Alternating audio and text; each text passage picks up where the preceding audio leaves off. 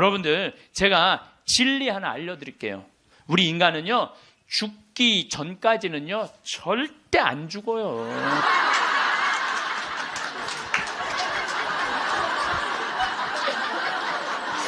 아직 죽지도 않았는데 청승 떨지 말라 이거예요. 죽지도 않았는데 청승 떨지 말라는 거예요. 우리 생태할 말에 머물고 싶어갖고 경치 좋은 데서 개신교 신자야, 하나님 찬양하고 죽겠다고. 그래갖고 이제 내가 이제 만나러 나가려고 그랬더니 직원들이 신부님 받지 말라고, 지금 방이 예약이 이미 10월, 11월 달까지 다 차가고 그분이 받으면 안 된다고, 절대 받지 말라고 그러는 거예요. 내가 또 마음이 약해갖고 잘 받거든요. 그러니까 이제 직원들이 이제 그 마음 약해질까봐 받지 말라고. 근데 내가 딱 마당에 나가서 그 자매를 딱 봤는데 이뻐. 그래갖고 뭐 그런가 보다 해갖고 이제 10월 달이 됐는데 이제 2달 후에, 아니 방 빼줄 생각을 안 하는 거야. 2달 있다가 죽는다고 그래서 받아줬더니, 우리가 항상 죽기 전에 후회를 참 많이 합니다. 사람들이 병들어서 자신에게 주어진 시간이 얼마 남지 않았다고 하면, 하느님, 만약 당신께서 다시 한번 저에게 목숨을, 생명을 허락하셔서 건강하게 된다면 훨씬 더 착하게 살고 운동도 열심히 하고 남들한테 희생도 잘하고 성당도 열심히 다니겠다고 그렇게 자신과 약속하는 사람들 참 많아요. 그렇죠? 내가 본당 신부 때 키가 1m 한 74cm 되는 처녀 아이였어요. 키도 크고 얼굴도 이쁘고. 근데 아버지가 고엽제로 돌아가셨어요, 베트남에서. 근데 그때만 해도 이 자식한테 물림을 당한다고 그랬는데 병원에서 유방암일 가능성이 있다고. 그래갖고 이제 검사를 해놓고 한 2주 후에 결과가 나오는 거야. 근데 그 2주 동안 너무 불안한 거야. 그래서 사제관을 찾아왔어요. 신부님 너무 불안하다고. 나 암이면 어떻게 하느냐고. 나 아직 시집도 안 갔는데 아버지 그렇게 돌아가시고 어떻게 하느냐고. 막 정말 눈물을 흘리면서 고통스러워하고 괴로워하는 그 아가씨가 있었어요. 그래, 우리 기도해보자. 다 암이지 않을 수 있으니까. 그 2주 후에 이 친구는 와갖고 너무 화난 얼굴로, 신부님 암이 아니래요. 이 친구는 지금 거의 20년이 지난 지금도 아주 행복하게 잘 살고 지금도 1년에 한 번씩 나한테 인사를 와요. 여러분들도 병원에 갔는데 당신 암이라고, 그러고 검사를 했어. 그 기다리는 기간 동안 여러분들 무슨 생각할 것 같아요? 결과 기다리는 동안 별 생각을 다 할 거예요. 내가 왜 이렇게 착하게 살지 못했을까? 만약에 내가 다시 살아난다면 마약도 더 하고 일도 12시간씩 더 하고 내가 미워하는 놈 끝까지 미워하고 이런 사람은 한 명도 없을 거예요. 그렇죠? 만약에 내가 더 다시 살아난다면 더 착하게 살고 더 기쁘게 살고 더 사랑하면서 살겠다고 100이면 100명 다 그렇게 결심할 거예요. 내가 만약에 암이 아니라면. 이런 놈들, 그때 내가 그 놈을 더 괴롭혔어야 되는데, 더 미워했어야 되는데, 만약에 이런 마음을 죽기 전에 다시 건강해진다면, 그런 마음을 갖는다면 이런 사람이 지옥에 가는 거예요. 이런 사람은. 난 이런 사람은 없다고 생각을 해요. 우리가 죽음이 아픈 건 사랑하지 못하기 때문에 아픈 거예요. 우리가 죽음이 아쉬운 건 미처 누리지 못한 행복 때문에 죽음이 아쉬운 거예요. 우리가 죽음이 괴로운 건 이 세상에서 사람으로서 꼭 해야 되는 도리를 하지 않고 이웃을 도우지 않았기 때문에 죽음이 아픈 거죠. 많은 경우 살아있을 때 우리 자매님들이 남편한테 이래요. 제발 담배 좀 끊어. 그때 안 끊다가 폐암 딱 걸려서 그때 끊는 사람들. 제발 술 좀 끊어. 그래도 안 끊다가 간암 걸려서 끊는 사람들. 이런 사람들이 가장 바보 같은 사람들이에요.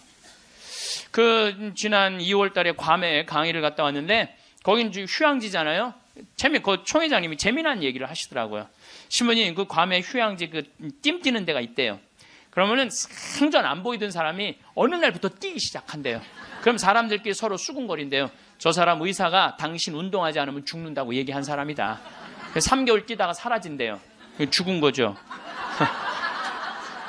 여러분들, 운동도요, 평상시에 하는 거예요. 평상시에 병 걸려서, 암 걸려서 하는 게 아니고, 뭐든지 지금 해야 돼. 사랑도 나중에 하지 말고 지금 하고, 술도 나중에 끊지 말고 지금 끊고, 담배도 어떻게?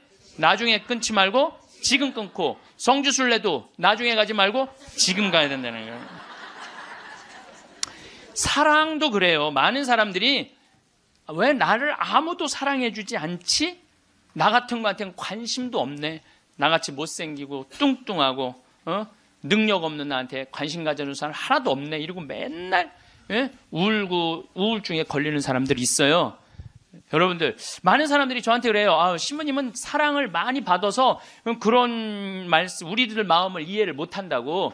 여러분들, 제가 사랑만 받을까요? 저도 노력 무지하게 해요. 사랑하려고 노력을 해요. 여러분들, 아무것도 안 하고 사랑만 해줘, 사랑만 해줘. 그런 사람 사랑스러워요, 안 사랑스러워요?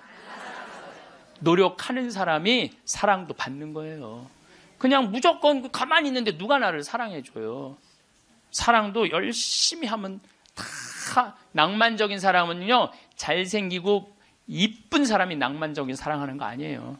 내가 신부 막 됐을 때 어머니 아버지 모시고 강릉 쪽으로 놀러를 갔는데, 하여튼 부부가 놀러를 왔는데 남자는 참 잘생겼는데 여자는 도저히 아닌 얼굴이야. 근데 남편이 나한테 사진을 찍어달라고 그러는데, 여보 이리 와. 그리고 아내를 탁 앉는데 나 같으면 도저히 못 앉을 것 같은데, 그 얼굴을 보고는 그 남편은 너무 귀중하게 아내를 앉는 거예요. 그래서 사진을 찍으면서도 참 신기하다. 어떻게 저게 가능하지? 근데 한 50대 후반쯤 된 분들이었어요. 근데 제가 요즘 그 부부를 이해를 하기 시작을 해요. 요즘 그래서 그렇게 남편이 소중하게 대했구나, 이게 이해가 돼요. 왜? 가만히 생각을 해보니까 요즘 이렇게 우리 자매님들 이렇게 뭐 한 결혼 30년 된 자매님들 이렇게 보면은요, 그 남편한테 정성스럽게 하고 자식 잘 키우고 살림살이 내조한 그런 분들은요, 얼굴이 잘생기고 못생기고의 문제가 아니야. 남자가 이렇게 바라봤을 때, 그래 나하고 함께 인생을 같이 왔구나, 그 자체로 소중한 거야. 이쁘고 그게 상관이 없더라고. 요즘 이제 나이를 먹으니까 그게 이해가 되더라고요. 그래서 그렇게 끌어안고 참 웃으면서 그 아내를 바라봤구나. 사랑은요, 잘생기고 예쁜 여자가 하는 게 아니에요. 마음이 따뜻한 사람들이 하는 게 사랑이에요. 신부님, 저는 얼굴이 못생겨갖고 아무도 저를 바라봐주는 사람이 없어요. 여러분들, 얼굴이 못생겨갖고 아무도 자기를 사랑해주지 않으면 방법이 있어요. 자기가 자기를 사랑해주면 돼요. 자기가 자기를 사랑해주면 되잖아요. 남이 사랑해줄 때 기다리면 그거 힘들어요. 내가 나를 아끼고 사랑해주면 빛이 나. 빛이 나면 사람들은 나한테 다가오게 돼 있는 거예요. 그래서 우리는 하여튼 죽기 전에 생이별하는 거, 사랑도 못하고 뭐 이래서 죽는 게 싫어. 이젠 사랑도 하고 여행도 다니고 다 좋아. 그래도 죽는 게 싫어. 왜 그러냐면 존재의 사라짐 때문에 그래요. 내 존재가 이 세상에서 없어진다는 것은 너무너무 슬픈 거예요. 이건 좀 형이상학적인 문제예요. 내 존재가 사라진다는 거. 내가 40살인데 1월 달에 병원에 갔더니 의사가 당신 2달밖에 못 산다. 기껏 살아야 두 달이다. 3월 달에는 죽는다. 그럼 이 사람은요, 이때부터 울기 시작을 하는 거야. 내가 3월 달에 죽어? 나 진달래 보고 싶은데, 진달래 필 때 나는 이 세상에 없겠네. 나 여의도 벚꽃 구경 가고 싶은데 벚꽃 필 때 난 이 세상에 없겠네. 나 목련 보고 싶은데 목련 필 때 난 이 세상에 없겠네. 그리고 우는 사람 참 많아요. 나 생태마을에 있으니까 암 환자들 많이 오잖아요. 그래갖고 막 울며 불며, 신부님 난 아직 어디도 못 가봤고 제주도도 못 가봤고 바다도 못 가봤고 근데 나 죽는다고 막 울며 불며 하는 사람들 참 많아요. 한 분이 그 암 환자는 잊지를 못하겠어요. 암 진단을 받고 영등포에 역에 딱 섰는데 온 세상이 찬란해 보이더래. 온 세상에 막 딱 했는데 그 리아카를 그 박스를 그냥 묶어갖고 리아카를 끌고 가는 할아버지가 너무 멋있어 보이더래. 저 할아버지는 살아서 생명을 누리고 살고 있구나. 저 할아버지는 생명을 누리고 살고 있구나. 그 할아버지가 그렇게 힘차 보이더래. 이 포장마차에서 떡볶이하고 오뎅을 끓이느냐고 땀을 흘리는 그 아줌마에 너무 부럽더래. 그리고 버스가 온다고 막 버스 잡는다고 막 사람들이 뛰어갈 때 생명이 막 흘러 넘치더래요. 난 이제 이 세상에 더 이상 없겠구나. 이런 세상에 함께 할 수 없구나. 내 존재가 잊혀진다는 거, 내 존재가 사라진다는 건 너무너무 슬픈 거예요. 근데 여러분들, 제가 진리 하나 알려드릴게요. 우리 인간은요, 죽기 전까지는요, 절대 안 죽어요.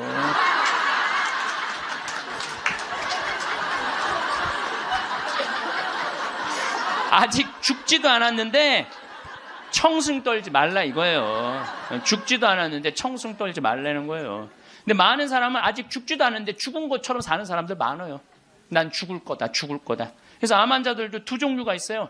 살아있는 동안 즐겁게 살다가 죽는 사람이 있고, 아직 죽지도 않았는데 죽은 거 지금 죽다가 살다가 죽는 사람이 있다니까요.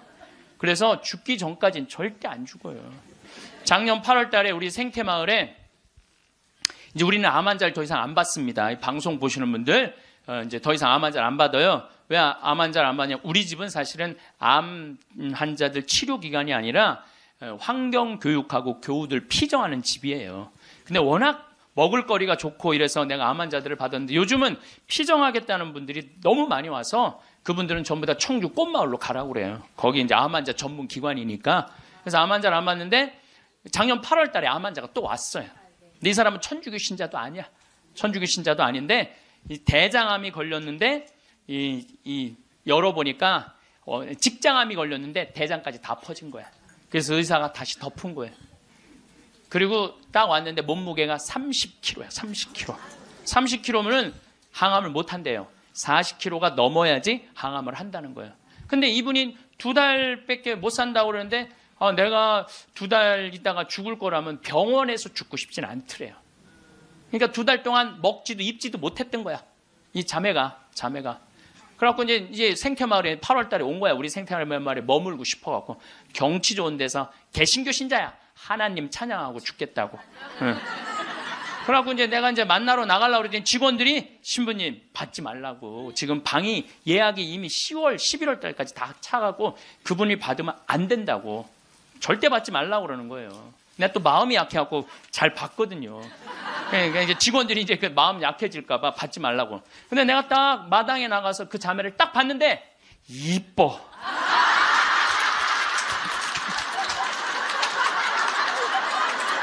아니 57이라는데 그렇게 이뻐요. 이쁘더라고요. 난 서 있지를 못하는 거야. 2달 동안 입지도 먹지도 못했으니까. 너무 이쁘더라고요. 그래서 신부님 나 2달밖에 안 남았는데 여기 있고 싶다고 좀. 그래서 내가 직원들한테 야 죽은 사람 소원도 들어준다는데 산 사람 소원 하나 못 들어주냐? 그 침대 있는 방 그거 내주자. 그리고 우리가 8월 9월 추석 들어있으니까 그땐 손님이 좀 뜸하지 않느냐. 그래서 받자. 받았어요. 받았는데 이 자매가 유명한 번역가예요. 중국어, 영어, 독일어를 할 줄 아는 유명한 번역가예요. 여러분들도 아마 그분 책을 한 번씩 봤을 거예요. 근데 어쨌거나 우리 집에 와서 2달 동안 밥도 못 먹었다는 자매가 병원에서 우리 집에서는 밥을 나보다 더 먹는 거야. 밥이 너무 맛있다는 거야. 밥이 너무 맛있다는 거예요. 그리고 이제 뒤에 이제 산책 둘레길이 1시간짜리가 있는데 그 둘레길을 돌면서 너무너무 행복하다는 거야. 너무너무 행복하다고.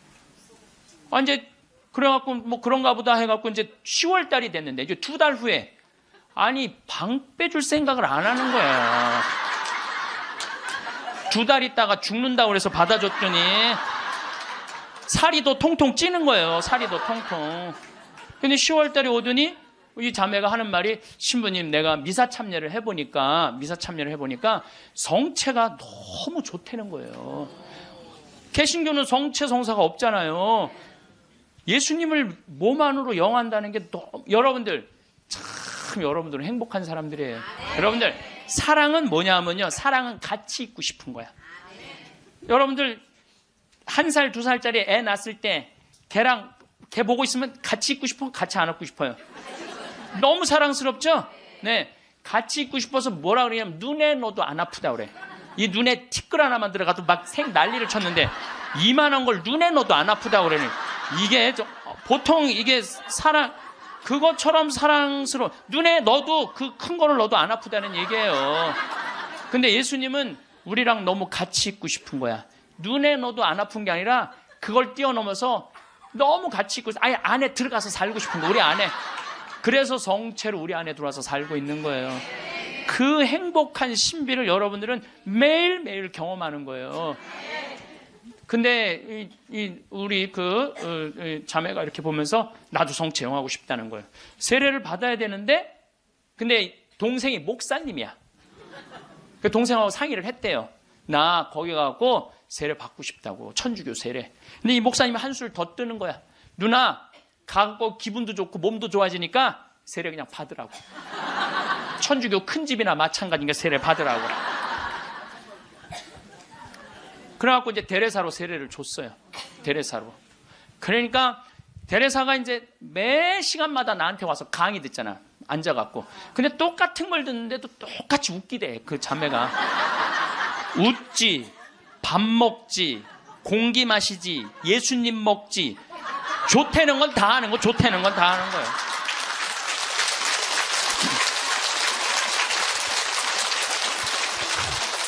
제가 시작 기도로 바친 게 이 자매가 나한테 메시지를 보낸 거예요. 네. 암이라고 하는 무서운 병을 만나면서 비로소 하느님을 만나게 되었습니다. 그 전까지는 교회도 잘 안 나갔대요.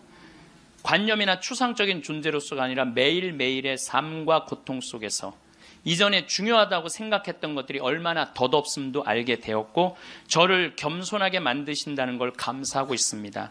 이 세상에서 내가 누구인지 하느님과 나의 관계에 대해 보다 깊이 이해하게 되었습니다. 나 자신의 한계를 처절하게 경험했고 깊은 실망도 알게 되었습니다. 그럼에도 희망이 얼마나 소중한 것인지 조금 알게 된 것 같아요. 그리고 항상 사람들 속에서 서로 보살피며 살아야 한다는 것을 비로소 알게 되었습니다. 우리 생태마을에서 살면서요, 너무너무 삶을, 그리고 이분이 그런 거예요. 2달 동안 그냥 하느님 속에서 살다가 죽겠다고 찬양하면서, 그러면서 점점 건강이, 12월 달이 돼도 방 뺄 생각을 안 하는 거예요. 온몸에 암이 다 퍼졌다는 사람이. 그래서 이제 12월 마지막 제주는 내가 너무 강의가 많으니까 이제 마지막 제주는 쉬어요. 오늘부터 21일까지 하루도 안 쉬고 강의를 하는 거예요. 21일까지. 그러니까 대림 여러분들 피정한다고 그냥 여기서 부르고 저기서 부르고 그러니까 근데 예수님 내가 그래 대림 때 항상 예수님이 난 12월 10일 날 태어났으면 좋겠어. 너무 힘들어. 그래서 25일부터 30일까지는 제가 쉬어요. 근데 쉬면서 이제 평창에 이제 오늘도 새벽에 눈이 와갖고 그냥 직원들이 눈을 다 쓸었거든요. 그래서 이제 마지막 주 쉬면서 집에서 뭐 할 일이 별로 없잖아요, 또. 그러니까 우리 직원들한테 저녁 먹고, 야, 영화 보러 나가자. 우린 또 영화를 보려면 원주로 나가야 돼. 1시간 한 20분 정도 운전을 해서 영화를 딱 이제 보러 갔는데 직원들 다 데려가는데 테레사가 눈에 밟히는 거야. 혼자 놔두고 가기가 그렇잖아요. 그 큰 건물에. 그래서 테레사도 같이 가자. 그래서 이제 테레사하고 같이 영화를 보러 갔어요. 근데 내가 영화를 보러 갔는데 영화를 잘못 골랐어. 영화를 이렇게 단편 영화를 골라야 되는데 1년에 한 편씩 나오는 영화에 2편을 데려간 거예요. 반지의 제왕, 호빗 뜻밖의 여정, 스마우그의 폐허라는 2편을 데려간 거예요. 이 난쟁이들이 잃었던 왕국을 찾으려고 막 하다가 보물을 찾아야 되는데 그 굴 속에 용을 깨우면 안 되는 거야. 근데 용을 깨운 거야. 화가 난 용이 막 날개를 펼치고 이제 마을을 다 불살려고 날개를 딱 펼치고 입을 쫙 벌리다가 영화가 끝나요. 이건 이제 언제 봐야 되느냐면 내년에 봐야 되는 거, 내년에. 영화가 끝나고 데레사한테 미안하더라고. 데레사한테. 이제 언제 죽을지 모르는 데레사를 데리고 와갖고 그걸. 그래서 내가 빈말로 데레사한테 얘기했어. 데레사, 우리 내년에 누구 또 보러 오자. 난 빈말로 얘기했는데 데레사는 진지하게, 네, 신부님 또 보러 와요. 그러는 거예요. 그러나 한 1, 2월 달 해외 강의 성지순례 때문에 생태마을을 2달 동안 비웠어요. 2달 만에 왔는데, 데레사가 30kg짜리 데레사가 42kg가 된 거야. 얼굴이 삐쩍 말랐을 때도 이뻤는데 완전히 얼굴이 우리 집에 왔을 땐 흑 색깔이었는데 복사꽃 색깔로 바뀐 거야. 예. 그런데 그 데레사는 그렇게 좋아졌다가 지난 10월 마지막 주에 세상을 떠났어요. 떠났는데 이제 제가 세브란스 병원에 갔는데 딸 셋, 아들 하나 있는 집이에요. 근데 막내 여동생이 그 언니 마지막 임종을 지켰는데 그 목사님도 제가 만났어요.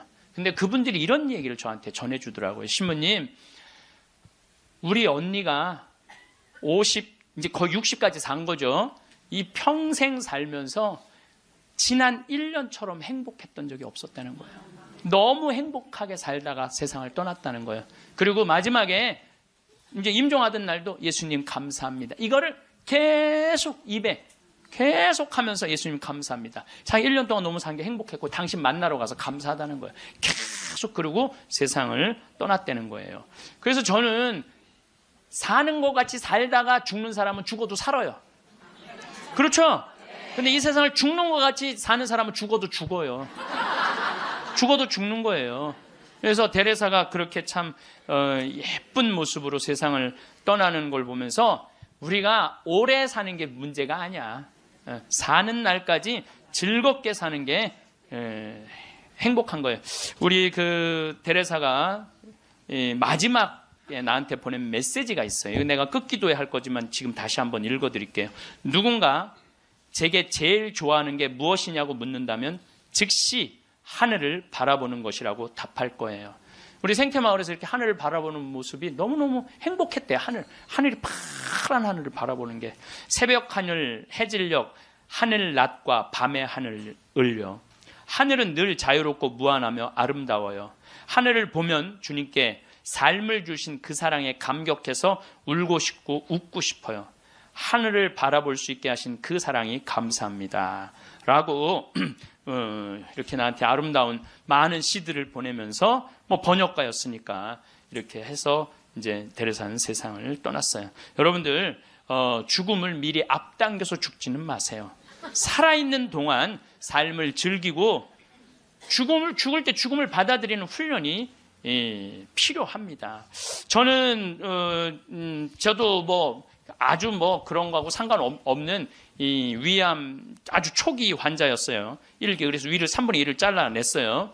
근데 5년 전이죠, 이제. 그런데 내가 그러고 난 다음에 사는 게 모든 게 감사해. 살아있는 게 감사해. 살아있는 게. 내가 제일 그 삶을 많이 누리고 느끼고 살고는 있지만은 제일 행복할 때가 언제냐면은 이제 아침에 읍내 목욕하러 나가요. 이제 우리는 읍내 목욕탕 이제 한 8km 되니까 운전을 한 10분 정도 하면은 목욕탕에 6시에 딱 가면은 우리 또 시골은요, 전날 청소하는 사람이 다 탕을 닦아놓고 물을 안 받아놓고 가요.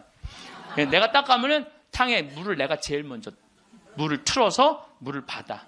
그래갖고 이제 물을 받아갖고 샤워를 하고 탕 안에 그 제일 깨끗한 첫물에 몸을 쫙 담그면은요, 온몸이 너무 편안한 거야. 거기서 이제 묵주기도 5단을 일단 하고 묵주기도 5단을 하고 이제 나와서 딱 운전을 하고 평창 읍내에서부터 우리 집까지 오는 길이 내내 옆에 강이 있어요. 딱 하면요, 아침에 물 한 개가 산에 쫙 걸려 있고 백로가 쫙 날아가고 강물 소리 듣고 그 바람을 맞고 있으면요, 살아있는 게 이렇게 행복한 거구나. 이게 돈 드는 일이 아니에요. 우리가 삶을 얼마든지 누리고 느끼고 생명을 누리고 살 수 있어. 우리가 그걸 할 줄 모르는 게 문제인 거예요. 할 줄 모르는 게. 여러분들도 오늘 이렇게 와서 강의 들으니까 삶이 생명감이 좀 느껴지지 않아요? 네. 그래서 집에 있으면 안 되는 거예요. 집을 나가야 되는 거 무조건. 네. 집에 있으면 우울증밖에 걸릴 게 없는 거예요. 네. 제가 여러분들 죽을 때 가족들 모아놓고 나는 내가 처음 자전거 탈 때 아빠가 뒤에서 잡아주고 너 혼자 이렇게 자전거 처음 탔을 때 아빠는 얼마나 행복했는지 몰라. 죽을 때 아빠가 자식한테 이렇게 얘기하는 거죠. 내가 너희들 손잡고 우리 생태마을 국장하고 아들 둘하고 3, 4년 전에 스페인 산티아고 600km를 걸었어요. 우리 국장은 한 달 동안. 그게 내가 보기에는 죽을 때 내가 너희들하고 그때 걸었을 때 너무너무 행복했어. 이런 말을 할 때 여러분들 멋있게 죽는 거예요. 안 죽으려고 이리 도망다니고 저리 도망다니고 그냥 풀뿌리 캐먹고 그냥 죽은 건지 산 건지도 모르고 그냥 이러고 살다가 죽지 말라는 거예요, 여러분들. 김수환 추기경님이 돌아가실 때 고맙습니다. 사랑하십시오. 참 멋있게 죽잖아요. 여러분들도 죽을 때 좀 제발 멋있게 죽어. 죽을 때 좀 멋있게 죽어야 될 것 같아요. 내가 지난 6월 달에 필라델피아에 강의를 갔었어요. 강의가 끝나고 이제 버지니아로 옮겨가려고 그러는데, 기차를 타고 가려고 그러는데, 젊은 부부들이, 뭐 젊었다고 그래야 한 45, 6 된 부부들이, 신부님, 저희들이 모셔다 드릴게요. 뿌레젤이라는 가게를 하는 분이에요. 아니, 가게는 어떻게 하고? 직원들이 알아서 해요. 뿌레젤이라는 건 뭐냐면은, 밀가루에다가 소금 넣어서 굽는 빵이에요. 이게 하나에 300원이야. 그걸 5개를 묶어요. 그래갖고, 그게 그냥 필라델피아는 흑인이 많이 살아요. 그걸 먹고, 허기, 우리 김밥같이 먹는 거야. 김밥같이. 예. 그래서 이제, 그럼 고맙다고 한 3시간 반, 4시간 걸리는 거리니까 차를 타고 가는데 이런 얘기, 저런 얘기, 이민 중에 어려웠던 얘기, 행복했던 얘기 많이 하는데 참 그 두 부부가 나한테 기가 막힌 얘기를 해주더라고요. 한참 뿌레째를 구워서 팔면서, 대출도 갖고 그러는데 하루는 완전히 늙은 흑인 하나가 찾아왔대요. 그러니 뿌레젤 300개를 주문을 하더래요. 그래서 내일 갖고 갈 거냐? 그랬더니 아니 오늘 갖고 갈 거야. 아니 당신 2시간이나 기다려야 되는데 기다릴 수 있느냐? 난 기다릴 수 있다고 그러더래. 직원들이 막 눈총을 주더래요. 미국은 다 예약 문화거든. 전날 예약을 하고 찾아가겠다 이러는데 그 흑인은 와갖고 2시간을 기다리고 있더니 돈 벌고 싶은 욕심에 그 뿌레젤을 부지런히 걷대요. 거갖고 300개를 줬대. 뭐 하려고 그러냐? 그랬더니 내가 학교 수인데 우리 아이들 주려고 갖고 가는 거다. 그리고 갔대요. 다음 주에 또 오더니 또 뿌레젤 300개를 주문을 하더래요. 화가 나더래요. 이게 무시하는 것도 아니고 이 바쁜데 뿌레젤을 300개를 또 주문하네. 당신 기다릴 수 있겠냐? 나 기다리겠다고 여기서. 그래갖고 고소 줬대. 근데 그 다음 주에 또 오더니 뿌레젤 300개를 또 고달라고 그러더래. 그래서 물어봤대요. 너 이름이 뭐냐? 그랬더니 미스터 윌리래. 미스터 윌리. 미국이 지금 예약 문화인데 당신은 왜 예약도 안 하고 우리를 힘들게 하느냐? 그랬더니 미스터 윌리란 늙은 흑인이 하는 말이 나는 예약을 할 수 없는 사람이다.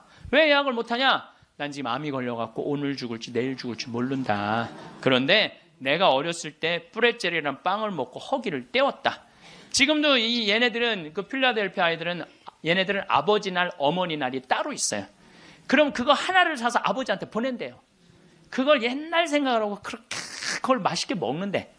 그러니까 나도 어렸을 때 이 뿌레젤이란 빵을 먹고 허기를 때우고 했는데 지금 내가 수의로 있는 이 학교에 아이들도 아침을 못 먹고 오는 애들이 참 많다. 그래서 내가 마지막에 죽기 전에 그럼 너 학교 심부름이 아니냐? 그랬더니 심부름이 아니다. 내 돈으로 마지막에 이 아이들한테 거의 $300나 되는 돈을 계속 해갖고 아이들한테 나눠주는다는 거예요. 그래서 나는 언제 죽을지 모르기 때문에 예약을 할 수가 없다. 그리고는 다시는 안 왔대요. 죽은 거지. 그러니까 미국 사람은 죽을 때도 멋있게 죽어. 저는 여러분들도 좀 죽을 때 좀 멋있게 죽었으면 좋겠어. 좀 내가 어디 선물을 갖고 가고 어디 선물을 좀 주고 죽는 그런 모습이 좀 있었으면 좋을 것 같아요. 그래서 이제 우리가 죽을 때 멋있게 죽으려면 잘 살아야 돼. 잘 살아야 돼. 그래서 저는 여러분들 우리가 잘 살려면 삶을 계획을 잘 세워야 돼. 계획이 없는 삶은요 잘 살 수가 없어요. 여러분들 인생 계획 어떻게 잘 세워져 있어요? 네. 아유 신부님 무슨 계획이 있어? 다 살았는데. 천만의 말씀이요. 여기 다 산 분 한 분도 안 계세요. 제가 얘기했죠. 죽기 전까지는 절대 안 죽는다고. 그러니까 계획이 있으셔야 된다니까. 저는 신학생 때 세미나를 하는데 앞으로 주 5일제가 된다는 거예요. 주 5일제. 그럼 토요일 날 일요일 날 교우들 성당 안 나온다는 거예요. 경치 좋은데 구경 가느냐고 성당에 안 다닌다는 거예요. 프랑스가 신자 비율이 97%인데 주 5일제 실시하고 미사 참여율이 8%로 떨어져요. 90%가 성당에 안 나오는 거예요. 내가 프랑스에 가보니까 금요일 저녁부터 놀러 나가더라고요. 금요일 저녁. 그 일요일만 되면 그 파리로 엄청난 차들이 들어오는 거야. 그럼 언제 성당에 가? 토요일 날 놀러 다니느냐고. 그럼 내가 30년 전에 신학교 교수님들이 그러더라고요. 앞으로 주 5일째 되면 한국도 그런 일이 벌어질 거다. 금요일 저녁부터 놀러 나갈 것이다. 경치 좋은데 구경 간다고. 그럼 그들을 어떻게 하느님 품으로 이끌 것이냐? 답을 내놔라. 저는 그때 그런 생각을 했어요. 그래, 교우들이 경치 좋은데 구경 간다고 성당을 안 나와? 그럼 나는 나중에 신부가 되면 성당을 경치 좋은데 전화해야 되겠다. 그리고 글리 오라고 해야 되겠다. 그래서 이제 제가 이제 신부 되자마자 저는 생태마을을 신학생 때부터 꿈꿨으니까 신부 되자마자 땅 보러 다녔어요. 용문으로, 양평으로, 가평으로, 안성으로. 주머니 돈 한 푼 없어도 항상 꿈을 하느님이 이루어 주시거든요. 네. 월요일 날 나한테 40억 봉헌한 분도 내가 아프리카 잠비아에 대학, 농업대학 세운다는 꿈을 꾼 거예요. 그러니 누가 이루어 주시는 거예요? 하느님이 이루어 주시는 거예요. 믿음이 있어야 돼. 언젠간 줄 거라는 믿음이 있어야 돼. 네. 그래서 이제 막 여기저기 땅 보러 다니는데 뭐 30억, 50억 그러더라고요. 부동산 업자가 신부님 돈이 어디 있어 땅을 보러 다니느냐고. 나 돈 한 푼도 없다. 대신 꿈이 있다, 꿈이. 그래서 이제 교구청에서 내가 하도 그렇게 뛰어다니니까 주교님이 부르더니 강원도 평창에 땅이 15,000평이 있다는 거, 15,000평. 그거를 꾸며보라는 거예요. 그래서 제가 30살에서부터 그걸 꾸미기 시작을 한 거예요. 본당 신부 하면서. 그럼 집에 들어오면 새벽 2, 3시에 늘 그랬어요. 다 본당 사목하고 집에 들어오고 그러니까.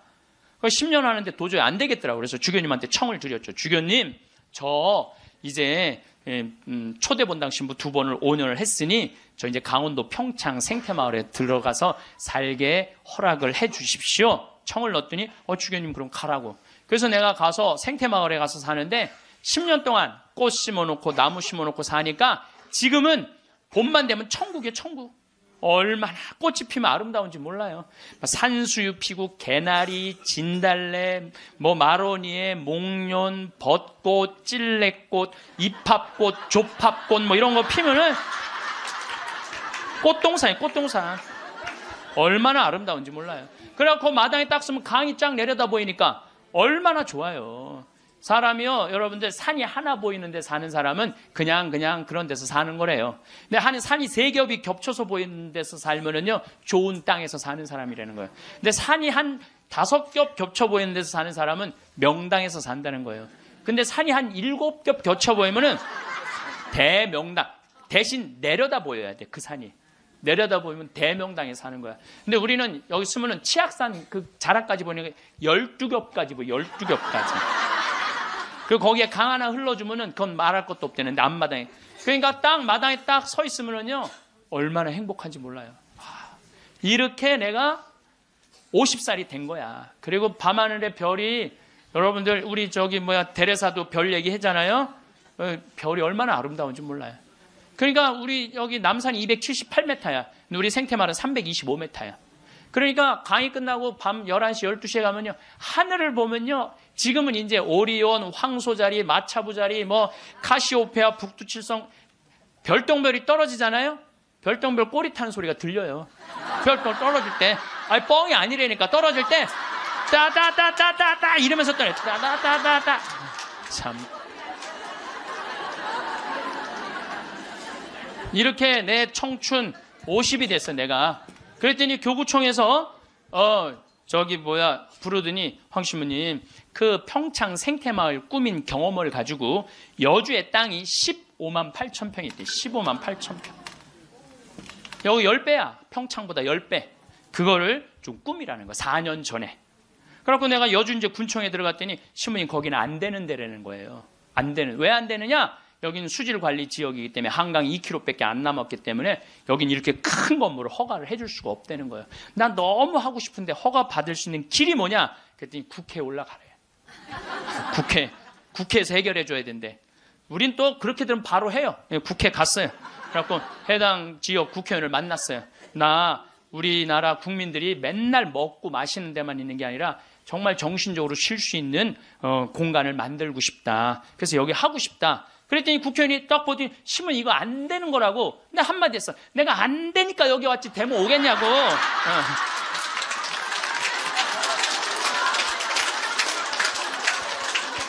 그때 마침 그 국회의원이 아주 열심한 천주교 교우였어. 고민을 많이 하더라고요. 그러더니 그러면은 군수님하고 얘기를 해보고 연락을 드리겠다고. 그래서 이제 기다렸죠. 일주일 후에 연락도 빨리 오더라고. 아주 능력 있는 국회의원이야 보니까. 전화 오대. 신부님, 우리가 군수님하고 거기 이제 폐수 처리 용량이라는 게 있어요. 그거를 할당을 해주기로 했다고. 열심히 해보시라고. 나는 그냥 그러면 끝나는 줄 알았어요.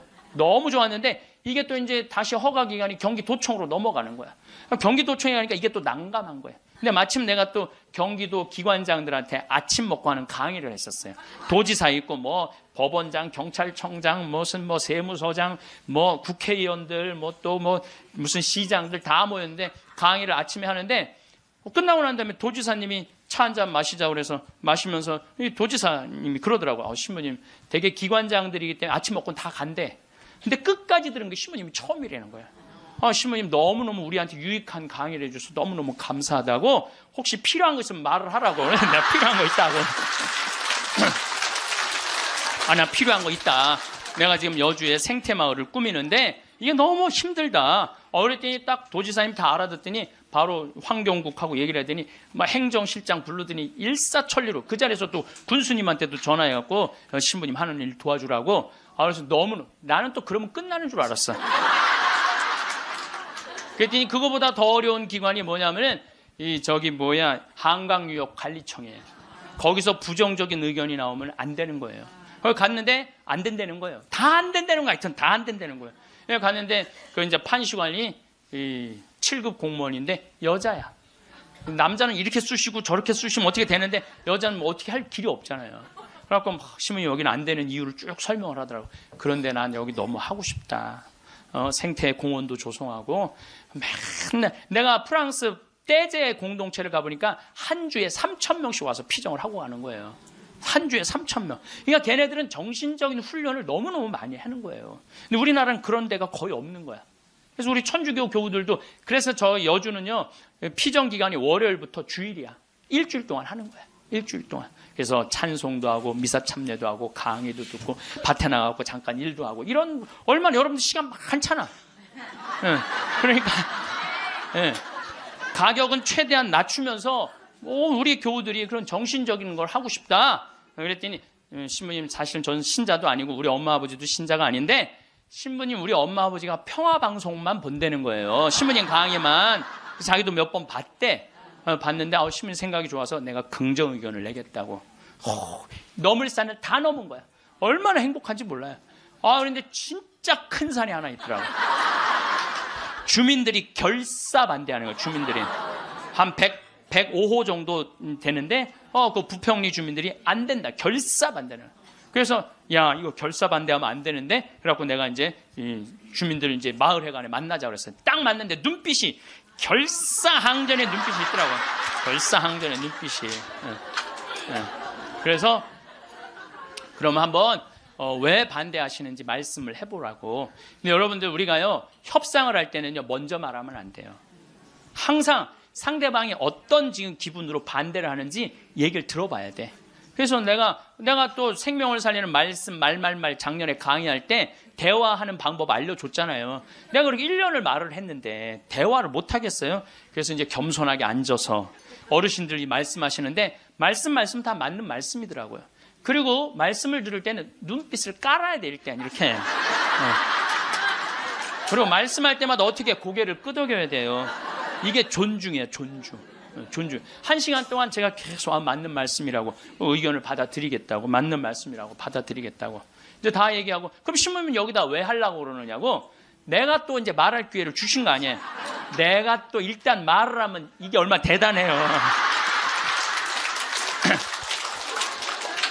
그래서 30분 말씀을 드렸지. 30분 말씀을 드렸더니 주민들이 눈빛이 싹 풀리더라고요. 그러면은 신부님 한번 해보시라고.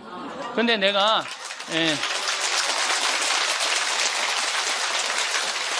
그걸로 끝나서는 안 될 것 같아.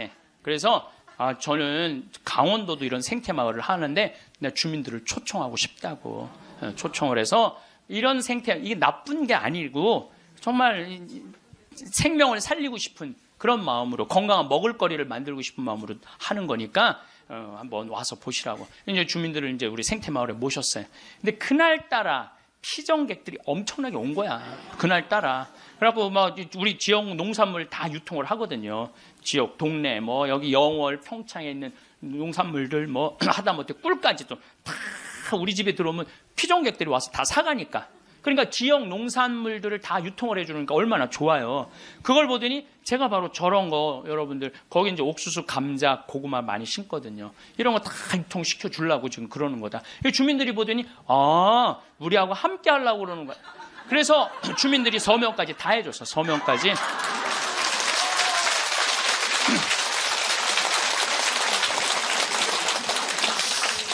나는 보통 텔레비전 보면 막 반대할 때 막 결사 반대 막 피 같은 거 막 써놓고 막 그리고 서로 막 죽기 살기 까무러치기로 싸우는 거 보면 이해가 안 돼. 왜 말로 하면 될 걸 왜 싸우는지 이해가 안 가.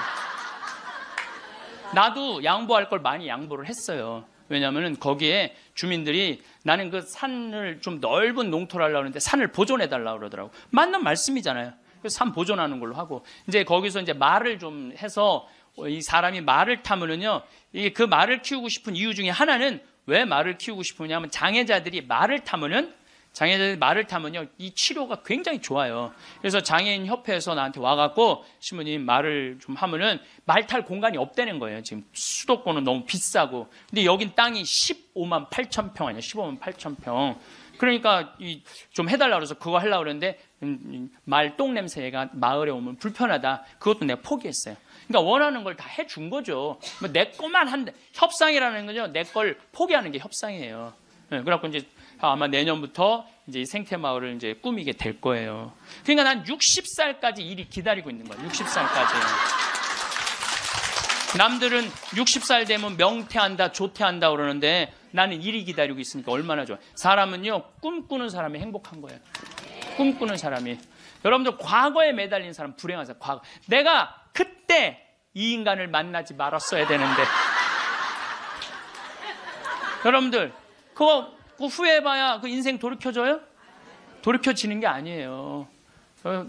우리가 과거에 매달린 사람이 우울증에 걸린다니까요. 그때 내가 삼성전자 주식을 사뒀어야 되는데 3만 원 할 때 사뒀어야 돼. 3만 원 할 때 3만 원 할 때 사뒀으면은 지금 150만 원 왔다 갔다 하잖아요. 3억 여기 막 3억 원어치 사놨으면 150억 된 거 아니야. 150억.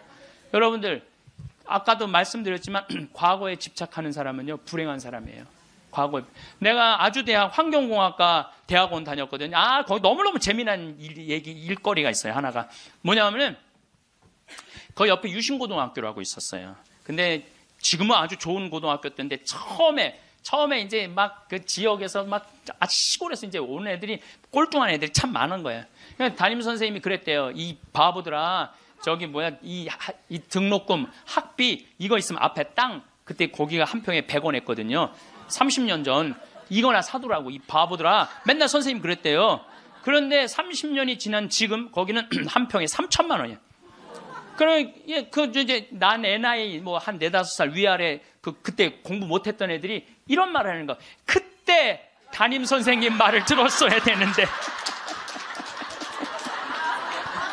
여러분들 그럼 30년 전으로 돌아갈 거야? 어떻게 할 거야? 과거에 매달린 사람은 불행한 사람이에요. 미래를 꿈꾸는 사람이 행복한 거예요. 미래를 꿈꾸는 사람. 계획이 있어야 된다는 거예요. 삶에는 계획이 있어야 된다는 거예요. 오늘도 황창현 신부님의 행복특강 잘 들으셨나요? 이어서 나이 들수록 들으면 도움이 되는 지혜의 말씀을 들려드리겠습니다. 첫 번째는 항상 웃어야 합니다. 버스나 지하철의 노인들을 잘 살펴보면 다들 어딘가 불편한 인상을 하고 있습니다. 온난 미소를 가진 노인을 찾아보기가 힘듭니다. 늙은 얼굴은 내 인생의 성적표라는 말이 있습니다. 불만과 짜증을 얼굴에 가득 담고 있다면 내 인생의 성적이 그만큼 안 좋은 것입니다. 일부러라도 웃어서 웃는 얼굴을 만드는 것이 정말 중요한 매력 포인트입니다. 웃는 것은 인상을 좋게 만들기도 하지만 건강에도 도움이 된다고 합니다. 미국에서 100세 이상 장수한 노인들의 비결을 연구했는데 긍정적인 생각을 가지고 항상 웃는 사람들이 많다고 합니다. 인체는 웃을 때 면역력이 올라간다고 합니다. 늙어서 웃을 일이 별로 없더라도 억지로라도 웃음으로써 매력도 생기고 건강도 좋아진다고 하니까 한번 꼭 실천해 보시면 좋겠습니다. 한 연구 결과에 따르면 웃으면 복이 온다는 말이 증명되었다고 합니다. 우리가 웃게 되면 세포에 자극을 주고 성장 효과를 주게 됨으로써 그만큼 더 건강해지기 때문입니다. 주위 사람들에게도 우리같이 항상 자주 웃으면서 살자라는 말을 자주 하면 나뿐만 아니라 주위 사람들까지 함께 좋아지는 것이라는 사실을 꼭 잊지 마세요.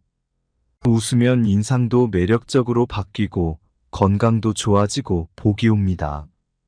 두 번째, 이러쿵저러쿵 따지고 가르치려고 하지 마세요.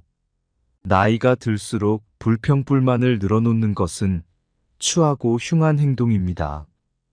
주위에 꼭 이런 사람이 있습니다. 다들 떠오르는 사람이 한 명쯤은 있으시죠. 이미 습관이 되어버려 성숙하지 못한 행동을 하게 됩니다. 뇌과학 전문가들은 습관적인 불평불만이 우리 건강과 마음을 해친다고 합니다. 불평불만을 계속할수록 우리의 뇌는 더 부정적으로 생각하게 되기 때문입니다. 코끼리를 생각하지 말라고 하면 코끼리가 생각나는 것처럼 부정적인 말과 생각은 더 큰 부정적인 결과를 가지고 오게 됩니다. 이런 생각을 가지고 남을 대하면 어떻게 될까요? 주변 사람을 잃게 되는 결과를 가져올 수 있습니다. 자기가 옳다고 과시하며 남을 가르치려고 하는 것은 병입니다. 내가 아무리 옳다고 생각하는 것도 남의 생각에는 옳지 않을 수 있기 때문입니다. 앞으로 얼굴을 계속 보면서 잘 지내야 하는 자일수록 더욱 조심해야 합니다. 인간은 간섭을 싫어하는 존재입니다. 누가 원해서 옳은 말을 해달라 해도 지적을 받으면 기분이 나쁜 것이 본능인 것입니다. 하물며 원하지도 않는데 이러쿵저러쿵 따지면 어떤 기분이 들까요? 그래서 그저 조용히 말을 아끼는 것이 좋다는 것입니다. 세 번째, 품격을 지키려고 노력하세요.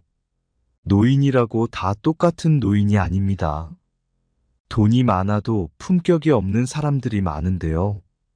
핀란드 속담에는 이런 말이 있습니다.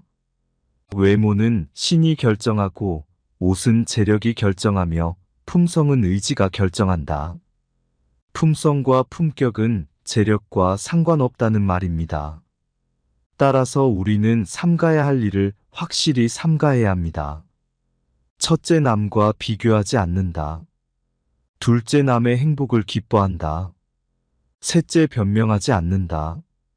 넷째, 매사에 좋은 면을 본다. 다섯째, 말을 아낀다. 이런 행동을 통해 우리의 품격을 더 멋지게 만들 수 있습니다.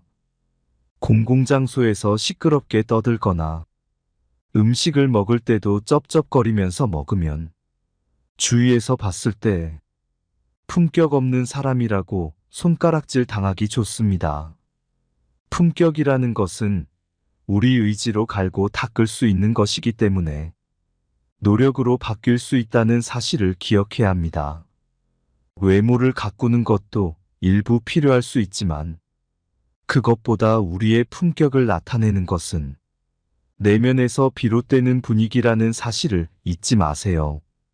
네 번째, 삶을 사랑으로 가득 채우는 것입니다. 남을 존중하고 사랑하는 것이 내 삶을 사랑으로 채우는 중요한 방법입니다. 내가 대접받고 싶은 만큼 남에게 대접해주라는 말이 있듯이 사랑을 채우고 나눠주는 것이 아름답게 늙어가는 방법이 됩니다.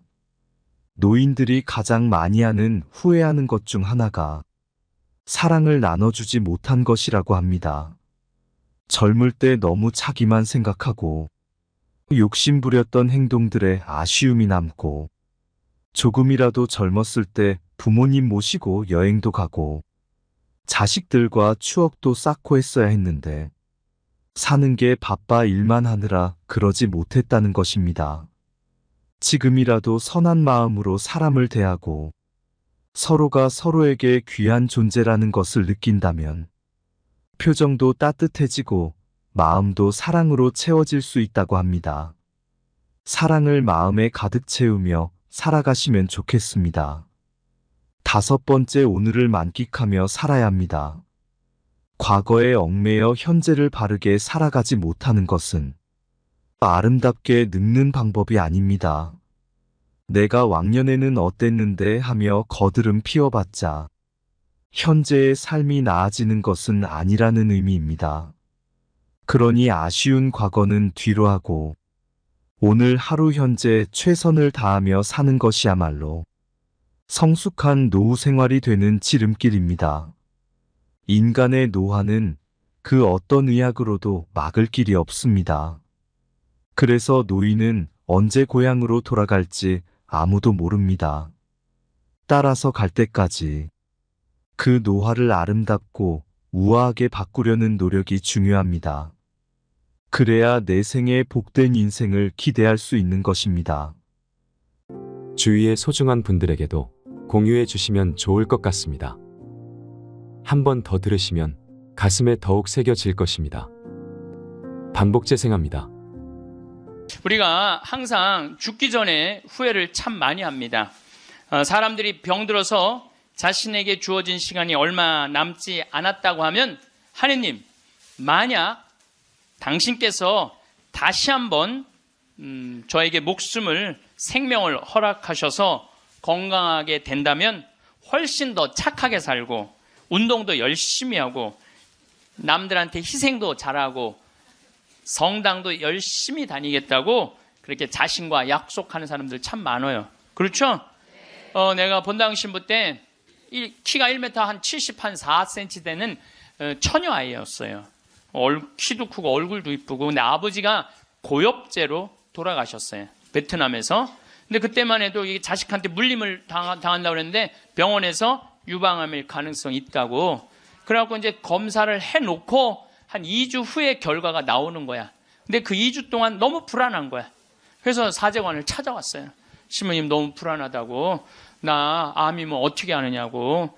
나 아직 시집도 안 갔는데 아버지 그렇게 돌아가시고 어떻게 하느냐고. 막 정말 눈물을 흘리면서 고통스러워하고 괴로워하는 그 아가씨가 있었어요. 그래, 우리 기도해보자. 다 암이지 않을 수 있으니까. 그 2주 후에 이 친구는 와갖고 너무 화난 얼굴로 신부님 암이 아니래요. 이 친구는 지금 거의 20년이 지난 지금도 아주 행복하게 잘 살고 지금도 1년에 한 번씩 나한테 인사를 와요. 여러분들도 병원에 갔는데 당신 암이라고 그러고 검사를 했어. 그 기다리는 기간 동안 여러분들 무슨 생각할 것 같아요? 결과 기다리는 동안 별 생각을 다 할 거예요. 내가 왜 이렇게 착하게 살지 못했을까? 만약에 내가 다시 살아난다면 마약도 더 하고 일도 12시간씩 더 하고 내가 미워하는 놈 끝까지 미워하고 이런 사람은 한 명도 없을 거예요. 그렇죠? 만약에 내가 더 다시 살아난다면 더 착하게 살고 더 기쁘게 살고 더 사랑하면서 살겠다고 100이면 100명 다 그렇게 결심할 거예요. 내가 만약에 암이 아니라면 이런 놈들 그때 내가 그 놈을 더 괴롭혔어야 되는데 더 미워했어야 되는데 만약에 이런 마음을 죽기 전에 다시 건강해진다면 그런 마음을 갖는다면 이런 사람이 지옥에 가는 거예요. 이런 사람은. 난 이런 사람은 없다고 생각을 해요. 우리가 죽음이 아픈 건 사랑하지 못하기 때문에 아픈 거예요. 우리가 죽음이 아쉬운 건 미처 누리지 못한 행복 때문에 죽음이 아쉬운 거예요. 우리가 죽음이 괴로운 건 이 세상에서 사람으로서 꼭 해야 되는 도리를 하지 않고 이웃을 도우지 않았기 때문에 죽음이 아픈 거죠. 많은 경우 살아있을 때 우리 자매님들이 남편한테 이래요. 제발 담배 좀 끊어. 그때 안 끊다가 폐암 딱 걸려서 그때 끊는 사람들. 제발 술 좀 끊어. 그래도 안 끊다가 간암 걸려서 끊는 사람들. 이런 사람들이 가장 바보 같은 사람들이에요. 지난 2월 달에 괌에 강의를 갔다 왔는데, 거긴 휴양지잖아요. 그 총회장님이 재미난 얘기를 하시더라고요. 신부님, 그 괌에 휴양지 띠 뛰는 데가 있대요. 그러면은 생전 안 보이던 사람이 어느 날부터 뛰기 시작한대요.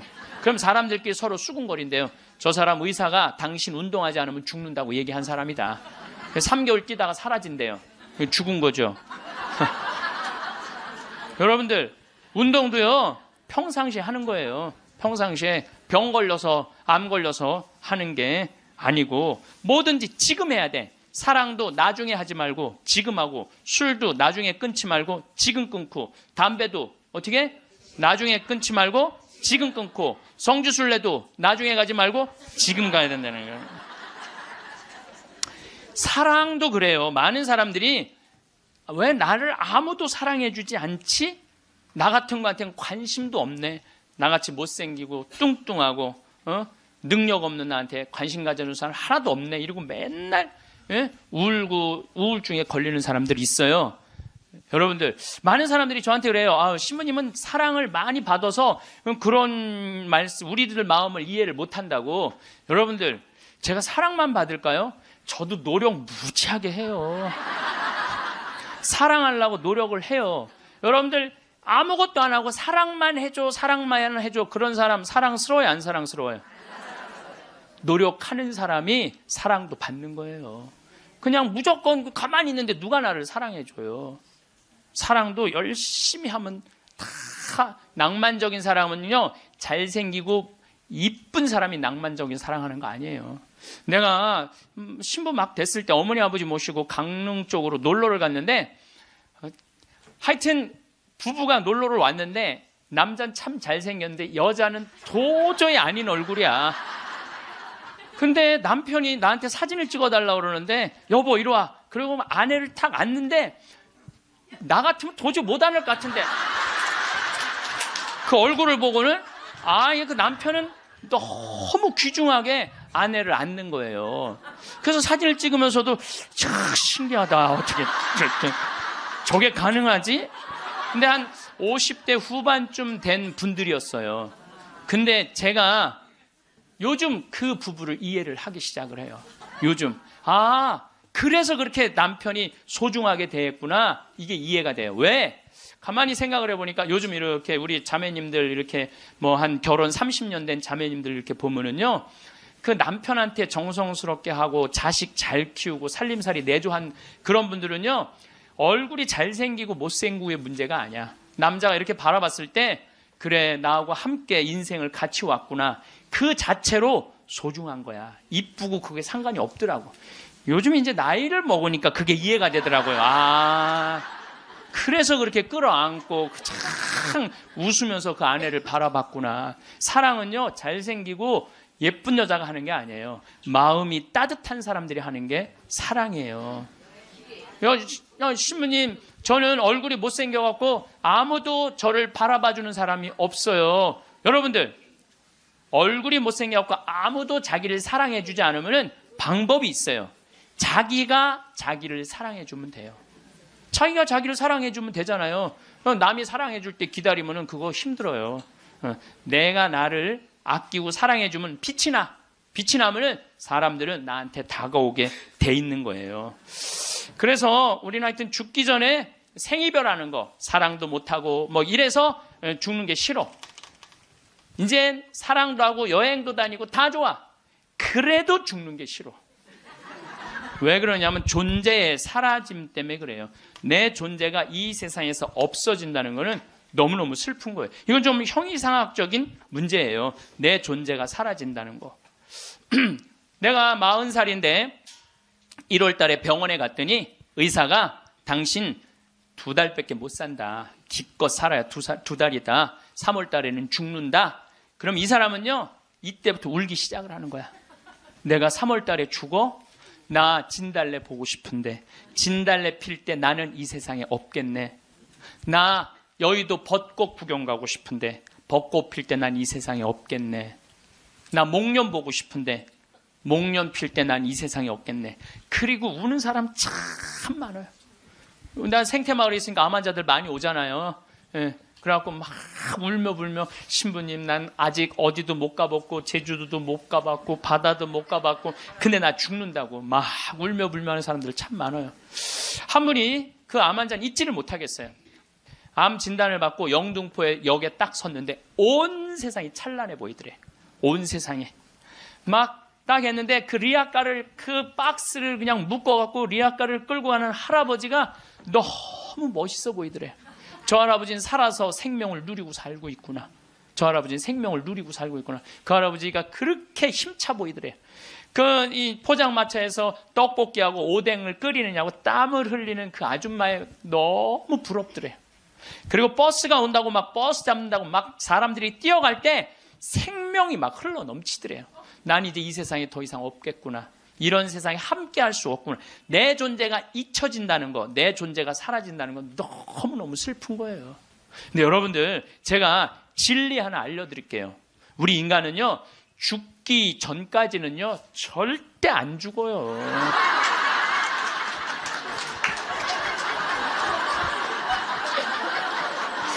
아직 죽지도 않았는데, 청승 떨지 말라 이거예요.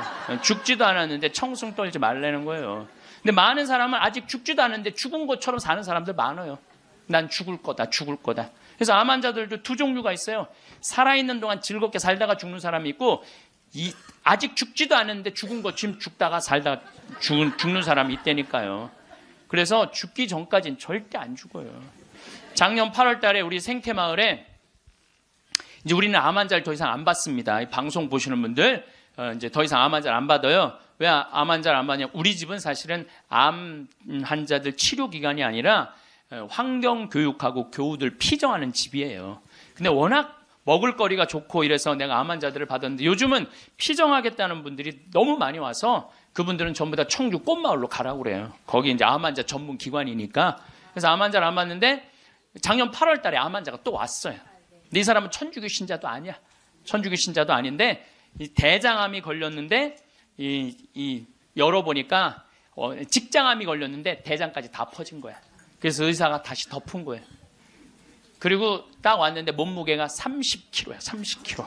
30kg면은 항암을 못 한대요. 40kg가 넘어야지 항암을 한다는 거예요. 근데 이분이 2달밖에 못 산다고 그러는데 내가 2달 있다가 죽을 거라면 병원에서 죽고 싶진 않더래요.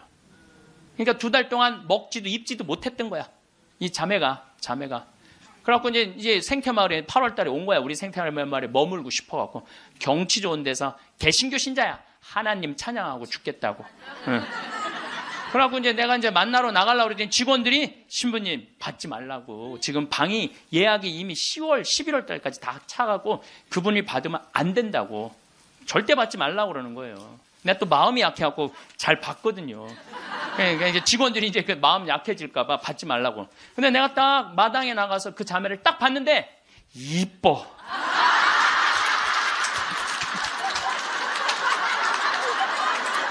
아니 57이라는데 그렇게 이뻐요. 이쁘더라고요. 그러니까 난 서 있지를 못하는 거야. 2달 동안 입지도 먹지도 못했으니까. 너무 이쁘더라고요. 그래서 신부님 나 2달밖에 안 남았는데 여기 있고 싶다고 좀. 그래서 내가 직원들한테 야 죽은 사람 소원도 들어준다는데 산 사람 소원 하나 못 들어주냐? 그 침대 있는 방 그거 내주자. 그리고 우리가 8월 9월 추석 들어있으니까 그땐 손님이 좀 뜸하지 않느냐. 그래서 받자. 받았어요. 받았는데 이 자매가 유명한 번역가예요. 중국어, 영어, 독일어를 할 줄 아는 유명한 번역가예요. 여러분들도 아마 그분 책을 한 번씩 봤을 거예요. 근데 어쨌거나 우리 집에 와서 2달 동안 밥도 못 먹었다는 자매가 병원에서 우리 집에서는 밥을 나보다 더 먹는 거야. 밥이 너무 맛있다는 거야. 밥이 너무 맛있다는 거예요. 그리고 이제 뒤에 이제 산책 둘레길이 1시간짜리가 있는데 그 둘레길을 돌면서 너무너무 행복하다는 거야. 너무너무 행복하다고. 이제 그래갖고 뭐 그런가 보다 해갖고 이제 10월 달이 됐는데 이제 2달 후에 방 빼줄 생각을 안 하는 거야. 2달 있다가 죽는다고 그래서 받아줬더니 살이 더 통통 찌는 거예요. 살이 더 통통. 근데 10월 달에 오더니 이 자매가 하는 말이 신부님 내가 미사 참여를 해보니까 성체가 너무 좋다는 거예요. 개신교는 성체 성사가 없잖아요. 예수님을 몸 안으로 영한다는 게 여러분들 참 여러분들은 행복한 사람들이에요. 여러분들 사랑은 뭐냐면요. 사랑은 같이 있고 싶은 거야. 여러분들 1살, 2살짜리 애 낳았을 때 걔 보고 있으면 같이 있고 싶어? 같이 안 있고 싶어요? 너무 사랑스럽죠? 네. 같이 있고 싶어서 뭐라 그러냐면 눈에 넣어도 안 아프다 그래. 이 눈에 티끌 하나만 들어가도 막 난리를 쳤는데 이만한 걸 눈에 넣어도 안 아프다 그러니 이게 보통 이게 그것처럼 사랑스러워. 눈에 넣어도 그 큰 거를 넣어도 안 아프다는 얘기예요. 근데 예수님은 우리랑 너무 같이 있고 싶은 거야. 눈에 넣어도 안 아픈 게 아니라 그걸 뛰어넘어서 너무 같이 있고 아예 안에 들어가서 살고 싶은 거 우리 안에. 그래서 성체로 우리 안에 들어와서 살고 있는 거예요. 그 행복한 신비를 여러분들은 매일매일 경험하는 거예요. 근데 우리 자매가 이렇게 보면서 나도 성체 영하고 싶다는 거예요. 세례를 받아야 되는데 근데 동생이 목사님이야. 그 동생하고 상의를 했대요. 나 거기 가고 세례 받고 싶다고. 천주교 세례. 근데 이 목사님이 한술 더 뜨는 거야. 누나 가고 기분도 좋고 몸도 좋아지니까 세례 그냥 받으라고. 천주교 큰 집이나 마찬가지니까 세례 받으라고. 그래갖고 이제 데레사로 세례를 줬어요. 데레사로. 그러니까 데레사가 이제 매 시간마다 나한테 와서 강의 듣잖아. 앉아갖고. 근데 똑같은 걸 듣는데도 똑같이 웃기대. 그 자매가. 웃지, 밥 먹지, 공기 마시지, 예수님 먹지. 좋다는 건 다 하는 거, 좋다는 건 다 하는 거예요.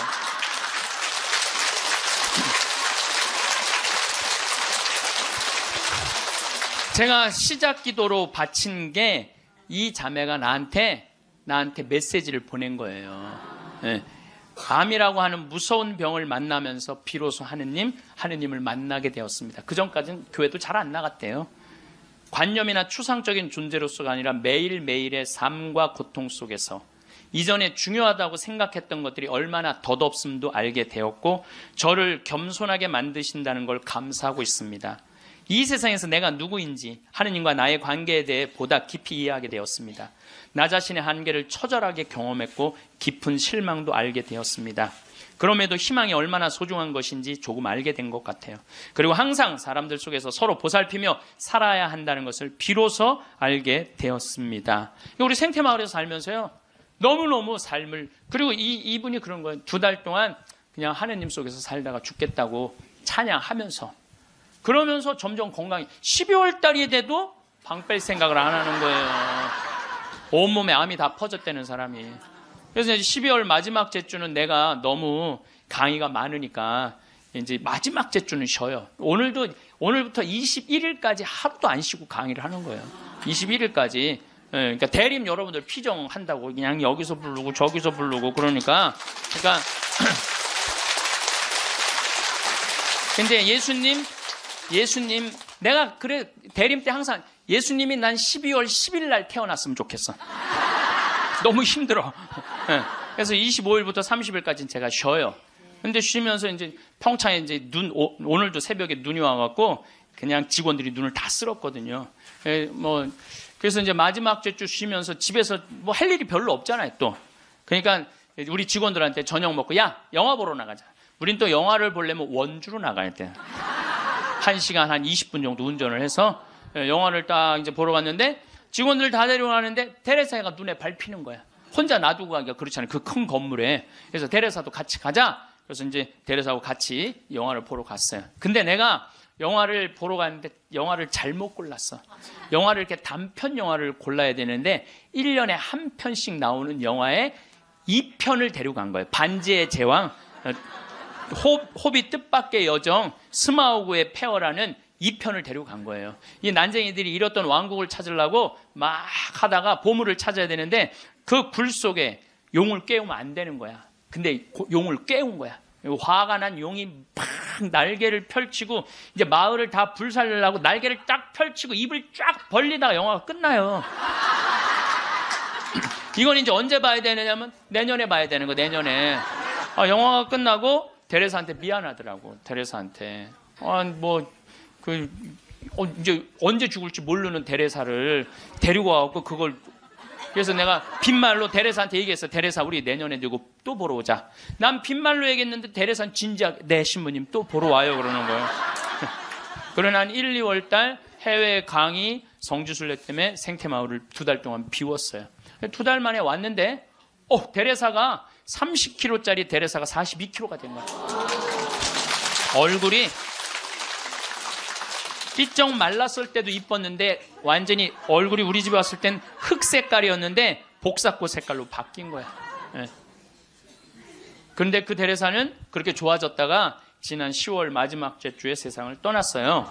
떠났는데 이제 제가 세브란스 병원에 갔는데 딸 셋, 아들 하나 있는 집이에요.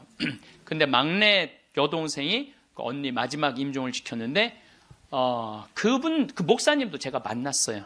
근데 그분들이 이런 얘기를 저한테 전해주더라고요. 신부님, 우리 언니가 50, 이제 거의 60까지 산 거죠. 이 평생 살면서 지난 1년처럼 행복했던 적이 없었다는 거예요. 너무 행복하게 살다가 세상을 떠났다는 거예요. 그리고 마지막에 이제 임종하던 날도 예수님 감사합니다. 이거를 계속 입에 계속 하면서 예수님 감사합니다. 자기 1년 동안 너무 산 게 행복했고 당신 만나러 가서 감사하다는 거예요. 계속 그러고 세상을 떠났다는 거예요. 그래서 저는 사는 것 같이 살다가 죽는 사람은 죽어도 살아요. 그렇죠? 근데 이 세상을 죽는 것 같이 사는 사람은 죽어도 죽어요.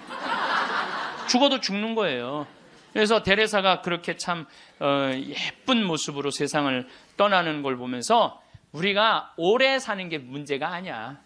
사는 날까지 즐겁게 사는 게 행복한 거예요. 우리 그 데레사가 마지막에 나한테 보낸 메시지가 있어요. 이거 내가 끝기도에 할 거지만 지금 다시 한번 읽어드릴게요. 누군가 제게 제일 좋아하는 게 무엇이냐고 묻는다면 즉시 하늘을 바라보는 것이라고 답할 거예요. 우리 생태마을에서 이렇게 하늘을 바라보는 모습이 너무너무 행복했대요. 하늘이 파란 하늘을 바라보는 게. 새벽 하늘, 해질녘, 하늘 낮과 밤의 하늘을요. 하늘은 늘 자유롭고 무한하며 아름다워요.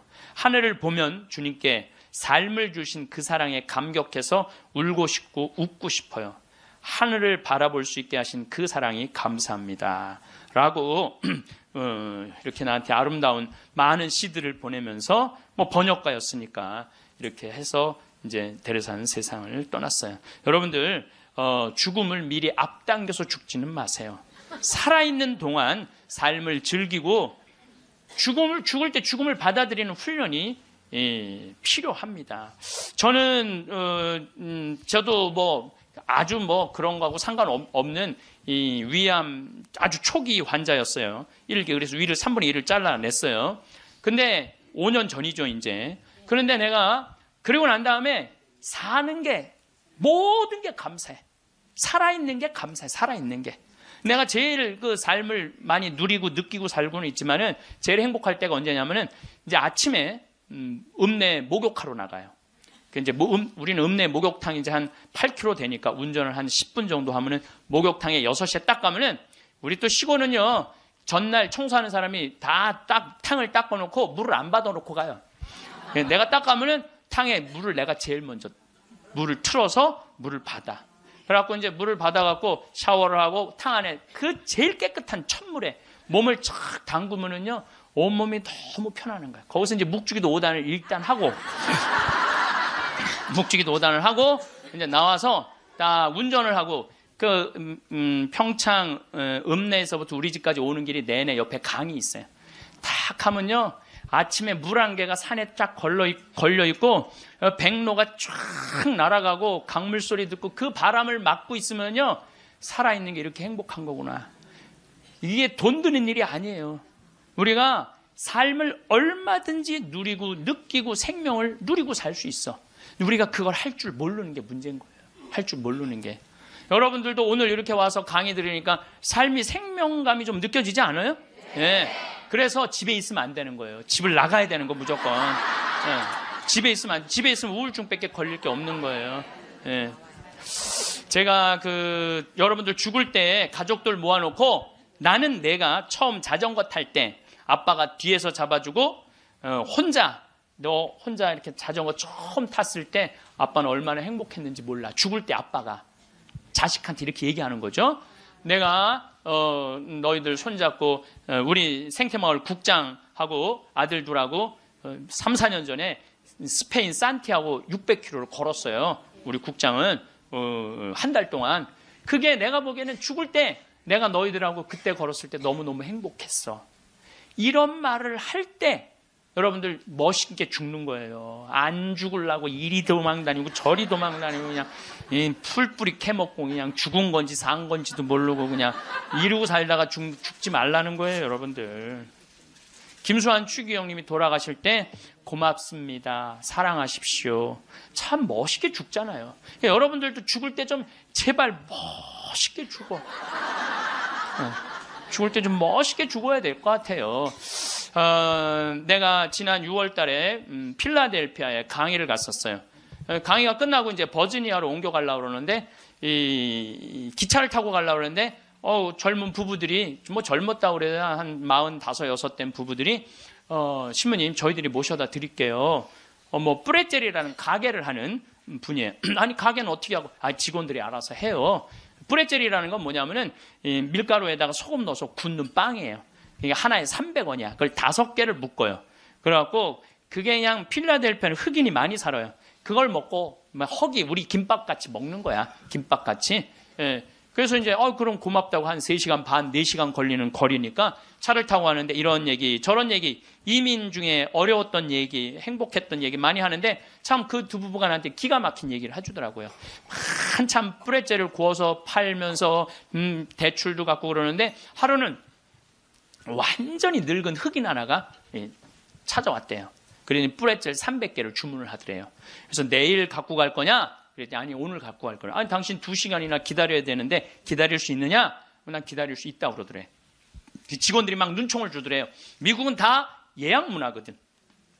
전날 예약을 하고 찾아가겠다 이러는데 그 흑인은 와갖고 2시간을 기다리고 있더니 돈 벌고 싶은 욕심에 그 뿌레젤을 부지런히 걷대요. 거갖고 300개를 줬대. 뭐 하려고 그러냐? 그랬더니 내가 학교 수인데 우리 아이들 주려고 갖고 가는 거다. 그리고 갔대요. 다음 주에 또 오더니 또 뿌레젤 300개를 주문을 하더래요. 화가 나더래요. 이게 무시하는 것도 아니고 이 바쁜데 뿌레젤을 300개를 또 주문하네. 당신 기다릴 수 있겠냐? 나 기다리겠다고 여기서. 그래갖고 고소 줬대. 근데 그 다음 주에 또 오더니 뿌레젤 300개를 또 고달라고 그러더래. 그래서 물어봤대요. 너 이름이 뭐냐? 그랬더니 미스터 윌리래. 미스터 윌리. 미국이 지금 예약 문화인데 당신은 왜 예약도 안 하고 우리를 힘들게 하느냐? 그랬더니 미스터 윌리란 늙은 흑인이 하는 말이 나는 예약을 할 수 없는 사람이다. 왜 예약을 못하냐? 난 지금 암이 걸려갖고 오늘 죽을지 내일 죽을지 모른다. 그런데 내가 어렸을 때 뿌레젤이라는 빵을 먹고 허기를 때웠다. 지금도 이 얘네들은 그 필라델피아 아이들은 얘네들은 아버지 날 어머니 날이 따로 있어요. 그럼 그거 하나를 사서 아버지한테 보낸대요. 그걸 옛날 생각을 하고 그걸 맛있게 먹는데. 그러니까 나도 어렸을 때 이 뿌레젤이라는 빵을 먹고 허기를 때우고 했는데 지금 내가 수위로 있는 이 학교에 아이들도 아침을 못 먹고 오는 애들이 참 많다. 그래서 내가 마지막에 죽기 전에 그럼 너 학교 심부름이 아니냐? 그랬더니 심부름이 아니다. 내 돈으로 마지막에 이 아이들한테 거의 $300나 되는 돈을 계속 해갖고 아이들한테 나눠주는다는 거예요. 그래서 나는 언제 죽을지 모르기 때문에 예약을 할 수가 없다. 그리고는 다시는 안 왔대요. 죽은 거지. 그러니까 미국 사람은 죽을 때도 멋있게 죽어. 저는 여러분들도 좀 죽을 때 좀 멋있게 죽었으면 좋겠어. 좀 내가 어디 선물을 갖고 가고 어디 선물을 좀 주고 죽는 그런 모습이 좀 있었으면 좋을 것 같아요. 그래서 이제 우리가 죽을 때 멋있게 죽으려면 잘 살아야 돼. 잘 살아야 돼. 그래서 저는 여러분들 우리가 잘 살려면 삶을 계획을 잘 세워야 돼. 계획이 없는 삶은요 잘 살 수가 없어요. 여러분들 인생 계획 어떻게 잘 세워져 있어요? 네. 아유 신부님 무슨 계획이 있어? 다 살았는데. 천만의 말씀이요. 여기 다 산 분 한 분도 안 계세요. 제가 얘기했죠. 죽기 전까지는 절대 안 죽는다고. 그러니까 계획이 있으셔야 된다니까. 저는 신학생 때 세미나를 하는데 앞으로 주 5일제가 된다는 거예요. 주 5일제. 그럼 토요일 날 일요일 날 교우들 성당 안 나온다는 거예요. 경치 좋은데 구경 가느냐고 성당에 안 다닌다는 거예요. 프랑스가 신자 비율이 97%인데 주 5일제 실시하고 미사 참여율이 8%로 떨어져요. 90%가 성당에 안 나오는 거예요. 내가 프랑스에 가보니까 금요일 저녁부터 놀러 나가더라고요. 금요일 저녁. 그 일요일만 되면 그 파리로 엄청난 차들이 들어오는 거야. 그럼 언제 성당에 가? 토요일 날 놀러 다니느냐고. 그럼 내가 30년 전에 신학교 교수님들이 그러더라고요. 앞으로 주 5일째 되면 한국도 그런 일이 벌어질 거다. 금요일 저녁부터 놀러 나갈 것이다. 경치 좋은데 구경 간다고. 그럼 그들을 어떻게 하느님 품으로 이끌 것이냐? 답을 내놔라. 저는 그때 그런 생각을 했어요. 그래, 교우들이 경치 좋은데 구경 간다고 성당을 안 나와? 그럼 나는 나중에 신부가 되면 성당을 경치 좋은데 전화해야 되겠다. 그리고 글리 오라고 해야 되겠다. 그래서 이제 제가 이제 신부 되자마자 저는 생태마을을 신학생 때부터 꿈꿨으니까 신부 되자마자 땅 보러 다녔어요. 용문으로, 양평으로, 가평으로, 안성으로. 주머니 돈 한 푼 없어도 항상 꿈을 하느님이 이루어 주시거든요. 네. 월요일 날 나한테 40억 봉헌한 분도 내가 아프리카 잠비아에 대학, 농업대학 세운다는 꿈을 꾼 거예요. 그러니 누가 이루어 주시는 거예요? 하느님이 이루어 주시는 거예요. 믿음이 있어야 돼. 언젠간 줄 거라는 믿음이 있어야 돼. 예. 그래서 이제 막 여기저기 땅 보러 다니는데 뭐 30억, 50억 그러더라고요. 부동산 업자가 시민님 돈이 어디 있어 땅을 보러 다니느냐고. 나 돈 한 푼도 없다. 예. 대신 꿈이 있다. 꿈이. 그래서 이제 교구청에서 내가 하도 그렇게 뛰어다니니까 주교님이 부르더니 강원도 평창에 땅이 15,000평이 있다는 거. 15,000평. 그거를 꾸며보라는 거예요. 그래서 제가 30살에서부터 그걸 꾸미기 시작을 한 거예요. 본당 신부 하면서. 그럼 집에 들어오면 새벽 2, 3시 늘 그랬어요. 다 본당 사목하고 집에 들어오고 그러니까. 10년 하는데 도저히 안 되겠더라고요. 그래서 주교님한테 청을 드렸죠. 주교님, 저 이제 초대 본당 신부 2번을 5년을 했으니 저 이제 강원도 평창 생태마을에 들어가서 살게 허락을 해 주십시오. 청을 넣었더니 주교님 그럼 가라고. 그래서 내가 가서 생태마을에 가서 사는데 10년 동안 꽃 심어놓고 나무 심어놓고 사니까 지금은 봄만 되면 천국이에요. 천국. 얼마나 꽃이 피면 아름다운지 몰라요. 산수유 피고 개나리, 진달래, 마로니에, 목련, 벚꽃, 찔레꽃, 이팝꽃, 조팝꽃 이런 거 피면은 꽃동산이에요. 꽃동산. 얼마나 아름다운지 몰라요. 그래갖고 마당에 딱 서면 강이 쫙 내려다 보이니까 얼마나 좋아요. 사람이요, 여러분들 산이 하나 보이는 데 사는 사람은 그냥 그런 데서 사는 거래요. 근데 산이 3겹이 겹쳐서 보이는 데서 살면은요, 좋은 땅에서 사는 사람이라는 거예요. 근데 산이 한 5겹 겹쳐 보이는 데서 사는 사람은 명당에서 산다는 거예요. 근데 산이 한 7겹 겹쳐 보이면은 대명당. 대신 내려다 보여야 돼, 그 산이. 내려다 보면 대명당에 사는 거야. 근데 우리는 여기 쓰면은 치악산 그 자락까지 보니까 12겹까지 보여, 12겹까지. 그리고 거기에 강 하나 흘러주면은 그건 말할 것도 없대는데 앞마당에. 그러니까 딱 마당에 딱 서 있으면은요, 얼마나 행복한지 몰라요. 이렇게 내가 50살이 된 거야. 그리고 밤하늘의 별이, 여러분들 우리 대레사도 별 얘기 했잖아요. 별이 얼마나 아름다운지 몰라요. 그러니까 우리 여기 남산이 278m야. 우리 생태마을은 325m야. 그러니까 강의 끝나고 밤 11시, 12시에 가면요, 하늘을 보면요, 지금은 이제 오리온, 황소자리, 마차부자리, 카시오페아, 북두칠성, 별똥별이 떨어지잖아요? 별똥별 꼬리 타는 소리가 들려요. 별똥별 떨어질 때. 뻥이 아니라니까. 떨어질 때, 따따따따따따 이러면서 떨어요. 따따따따따. 참. 이렇게 내 청춘 50이 됐어, 내가. 그랬더니 교구청에서 부르더니 황 신부님, 그 평창 생태마을 꾸민 경험을 가지고 여주의 땅이 15만 8천 평이 있대. 15만 8천 평. 여기 10배야. 평창보다 10배. 그거를 좀 꾸미라는 거. 4년 전에. 그래갖고 내가 여주 이제 군청에 들어갔더니 신부님 거기는 안 되는 데라는 거예요. 안 되는. 왜 안 되느냐? 여기는 수질관리 지역이기 때문에 한강이 2km밖에 안 남았기 때문에 여기는 이렇게 큰 건물을 허가를 해줄 수가 없다는 거예요. 난 너무 하고 싶은데 허가 받을 수 있는 길이 뭐냐? 그랬더니 국회에 올라가래요. 국회에서 해결해 줘야 된대. 우린 또 그렇게 되면 바로 해요. 국회 갔어요. 그래갖고 해당 지역 국회의원을 만났어요. 나 우리나라 국민들이 맨날 먹고 마시는 데만 있는 게 아니라 정말 정신적으로 쉴 수 있는 공간을 만들고 싶다. 그래서 여기 하고 싶다. 그랬더니 국회의원이 딱 보더니 신문 이거 안 되는 거라고. 근데 한마디 했어. 내가 안 되니까 여기 왔지 되면 오겠냐고.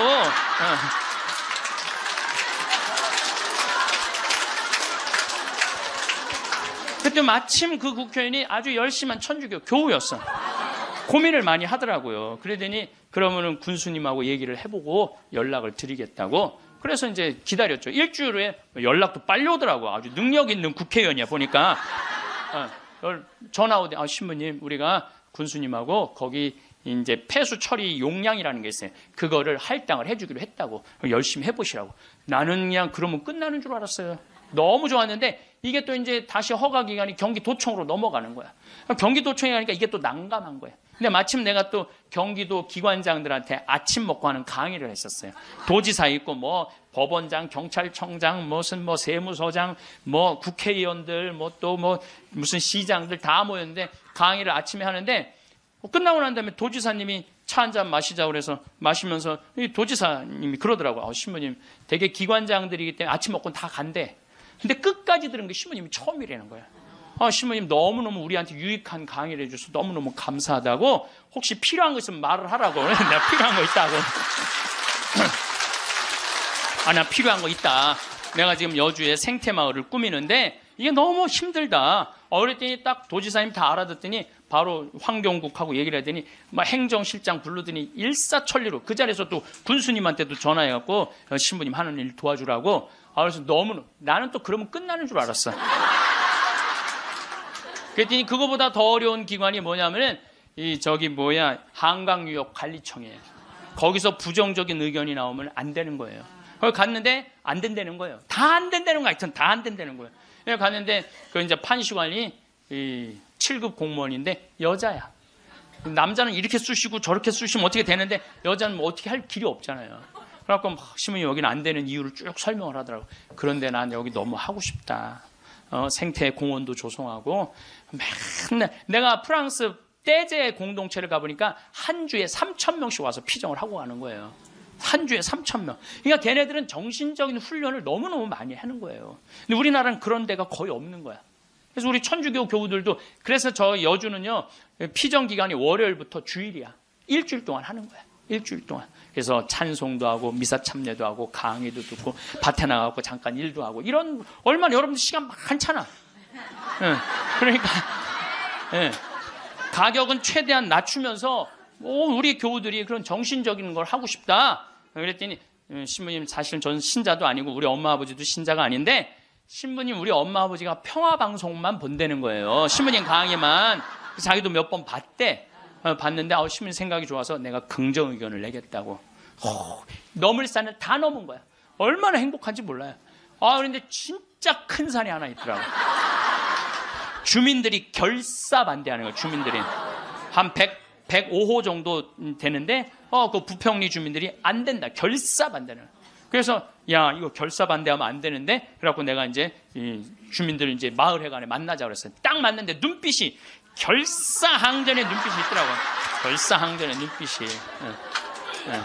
그래서 그러면 한번 왜 반대하시는지 말씀을 해보라고. 근데 여러분들 우리가요 협상을 할 때는요 먼저 말하면 안 돼요. 항상 상대방이 어떤 지금 기분으로 반대를 하는지 얘기를 들어봐야 돼. 그래서 내가 또 생명을 살리는 말씀 말 작년에 강의할 때 대화하는 방법 알려줬잖아요. 내가 그렇게 1년을 말을 했는데 대화를 못 하겠어요. 그래서 이제 겸손하게 앉아서 어르신들이 말씀하시는데 말씀 다 맞는 말씀이더라고요. 그리고 말씀을 들을 때는 눈빛을 깔아야 돼. 일단 이렇게. 그리고 말씀할 때마다 어떻게 고개를 끄덕여야 돼요. 이게 존중이에요. 존중. 1시간 동안 제가 계속 맞는 말씀이라고 의견을 받아들이겠다고 맞는 말씀이라고 받아들이겠다고 이제 다 얘기하고 그럼 신부님 여기다 왜 하려고 그러느냐고 내가 또 이제 말할 기회를 주신 거 아니에요. 내가 또 일단 말을 하면 이게 얼마나 대단해요. 그래서 30분 말씀을 드렸지. 30분 말씀을 드렸더니 주민들이 눈빛이 싹 풀리더라고요. 그러면은 신부님 한번 해보시라고. 근데 내가 예. 그걸로 끝나서는 안 될 것 같아. 그래서 저는 강원도도 이런 생태마을을 하는데 주민들을 초청하고 싶다고 초청을 해서 이런 생태, 이게 나쁜 게 아니고 정말 생명을 살리고 싶은 그런 마음으로 건강한 먹을거리를 만들고 싶은 마음으로 하는 거니까 한번 와서 보시라고 이제 주민들을 이제 우리 생태마을에 모셨어요. 근데 그날따라 피정객들이 엄청나게 온 거야.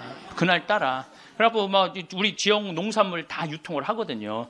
지역 동네 뭐 여기 영월 평창에 있는 농산물들 뭐 하다못해 꿀까지도 다 우리 집에 들어오면 피정객들이 와서 다 사가니까. 그러니까 지역 농산물들을 다 유통을 해주니까 얼마나 좋아요. 그걸 보더니 제가 바로 저런 거 여러분들 거기 이제 옥수수, 감자, 고구마 많이 심거든요. 이런 거 다 유통시켜 주려고 지금 그러는 거다. 주민들이 보더니 우리하고 함께 하려고 그러는 거야. 그래서 주민들이 서명까지 다 해줬어. 서명까지.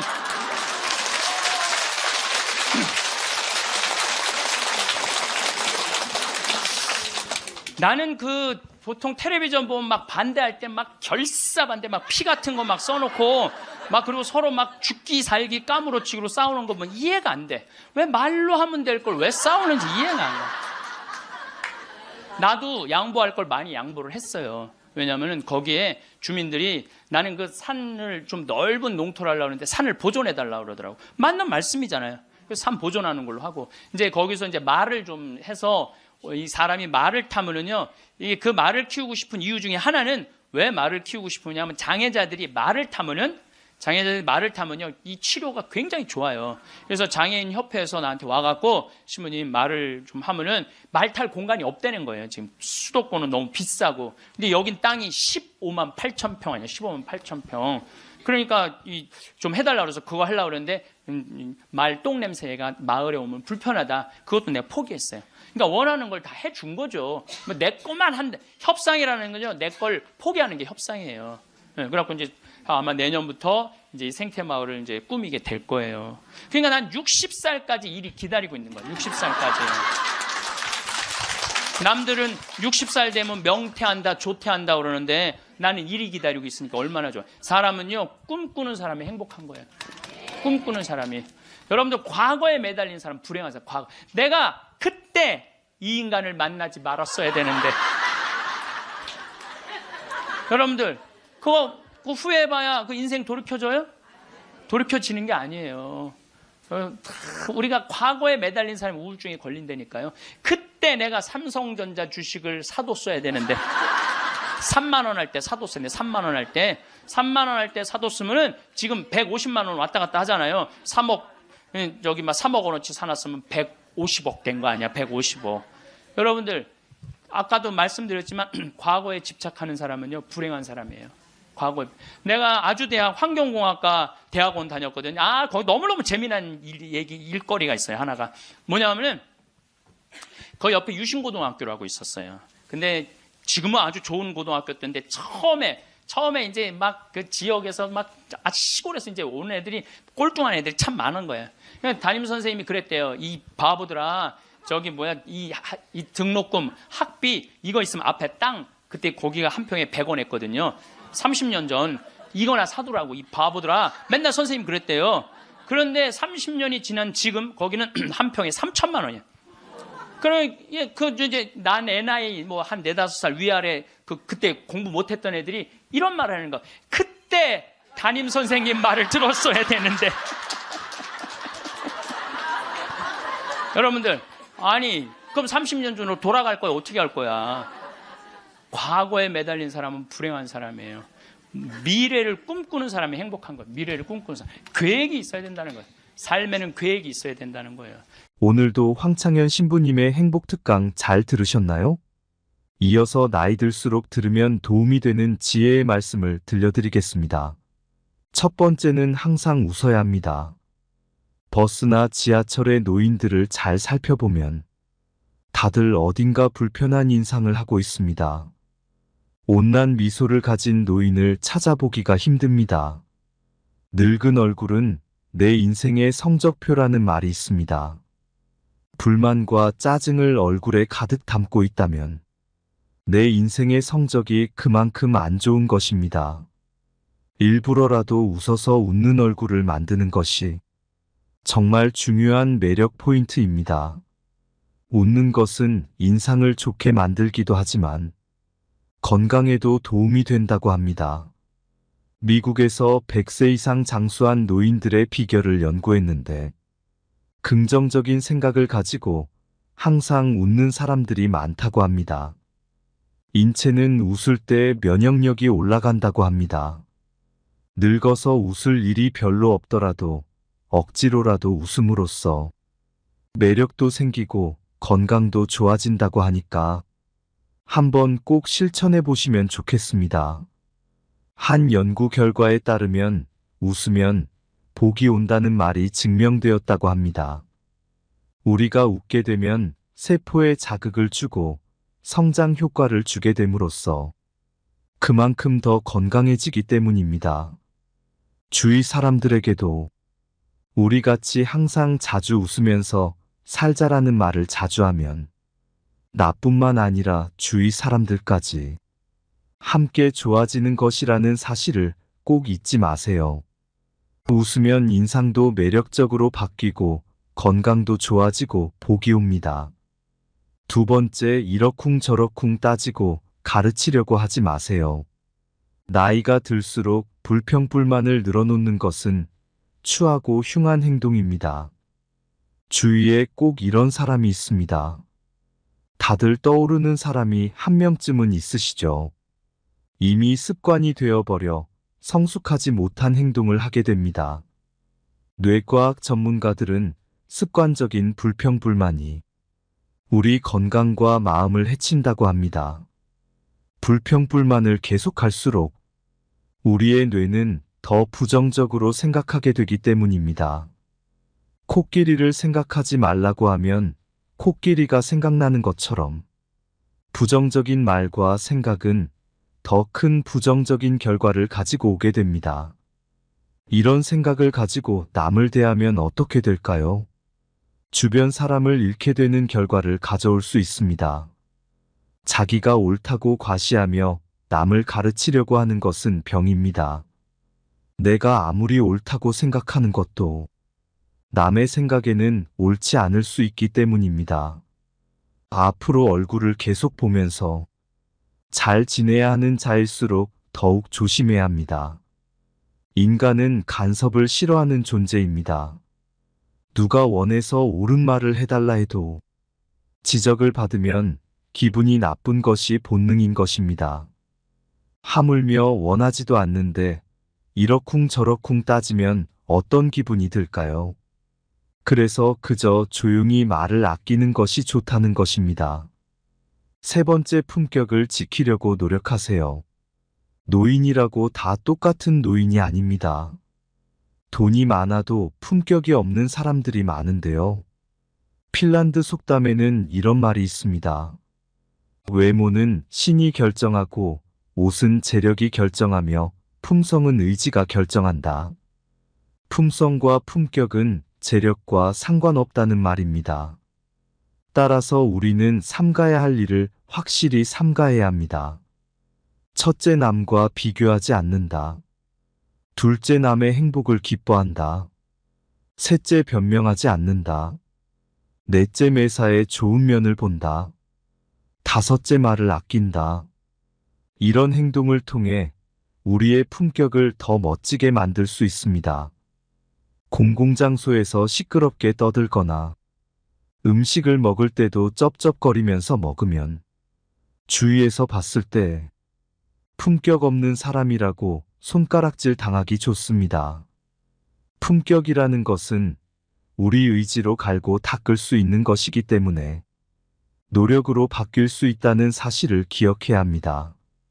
외모를 가꾸는 것도 일부 필요할 수 있지만 그것보다 우리의 품격을 나타내는 것은 내면에서 비롯되는 분위기라는 사실을 잊지 마세요. 네 번째, 삶을 사랑으로 가득 채우는 것입니다. 남을 존중하고 사랑하는 것이 내 삶을 사랑으로 채우는 중요한 방법입니다. 내가 대접받고 싶은 만큼 남에게 대접해주라는 말이 있듯이 사랑을 채우고 나눠주는 것이 아름답게 늙어가는 방법이 됩니다. 노인들이 가장 많이 하는 후회하는 것 중 하나가 사랑을 나눠주지 못한 것이라고 합니다. 젊을 때 너무 자기만 생각하고 욕심부렸던 행동들에 아쉬움이 남고 조금이라도 젊었을 때 부모님 모시고 여행도 가고 자식들과 추억도 쌓고 했어야 했는데 사는 게 바빠 일만 하느라 그러지 못했다는 것입니다. 지금이라도 선한 마음으로 사람을 대하고 서로가 서로에게 귀한 존재라는 것을 느낀다면 표정도 따뜻해지고 마음도 사랑으로 채워질 수 있다고 합니다. 사랑을 마음에 가득 채우며 살아가시면 좋겠습니다. 5번째, 오늘을 만끽하며 살아야 합니다. 과거에 얽매여 현재를 바르게 살아가지 못하는 것은 아름답게 늙는 방법이 아닙니다. 내가 왕년에는 어땠는데 하며 거드름 피워봤자 현재의 삶이 나아지는 것은 아니라는 의미입니다. 그러니 아쉬운 과거는 뒤로 하고 오늘 하루 현재 최선을 다하며 사는 것이야말로 성숙한 노후 생활이 되는 지름길입니다. 인간의 노화는 그 어떤 의학으로도 막을 길이 없습니다. 그래서 노인은 언제 고향으로 돌아갈지 아무도 모릅니다. 따라서 갈 때까지 그 노화를 아름답고 우아하게 바꾸려는 노력이 중요합니다. 그래야 내 생에 복된 인생을 기대할 수 있는 것입니다.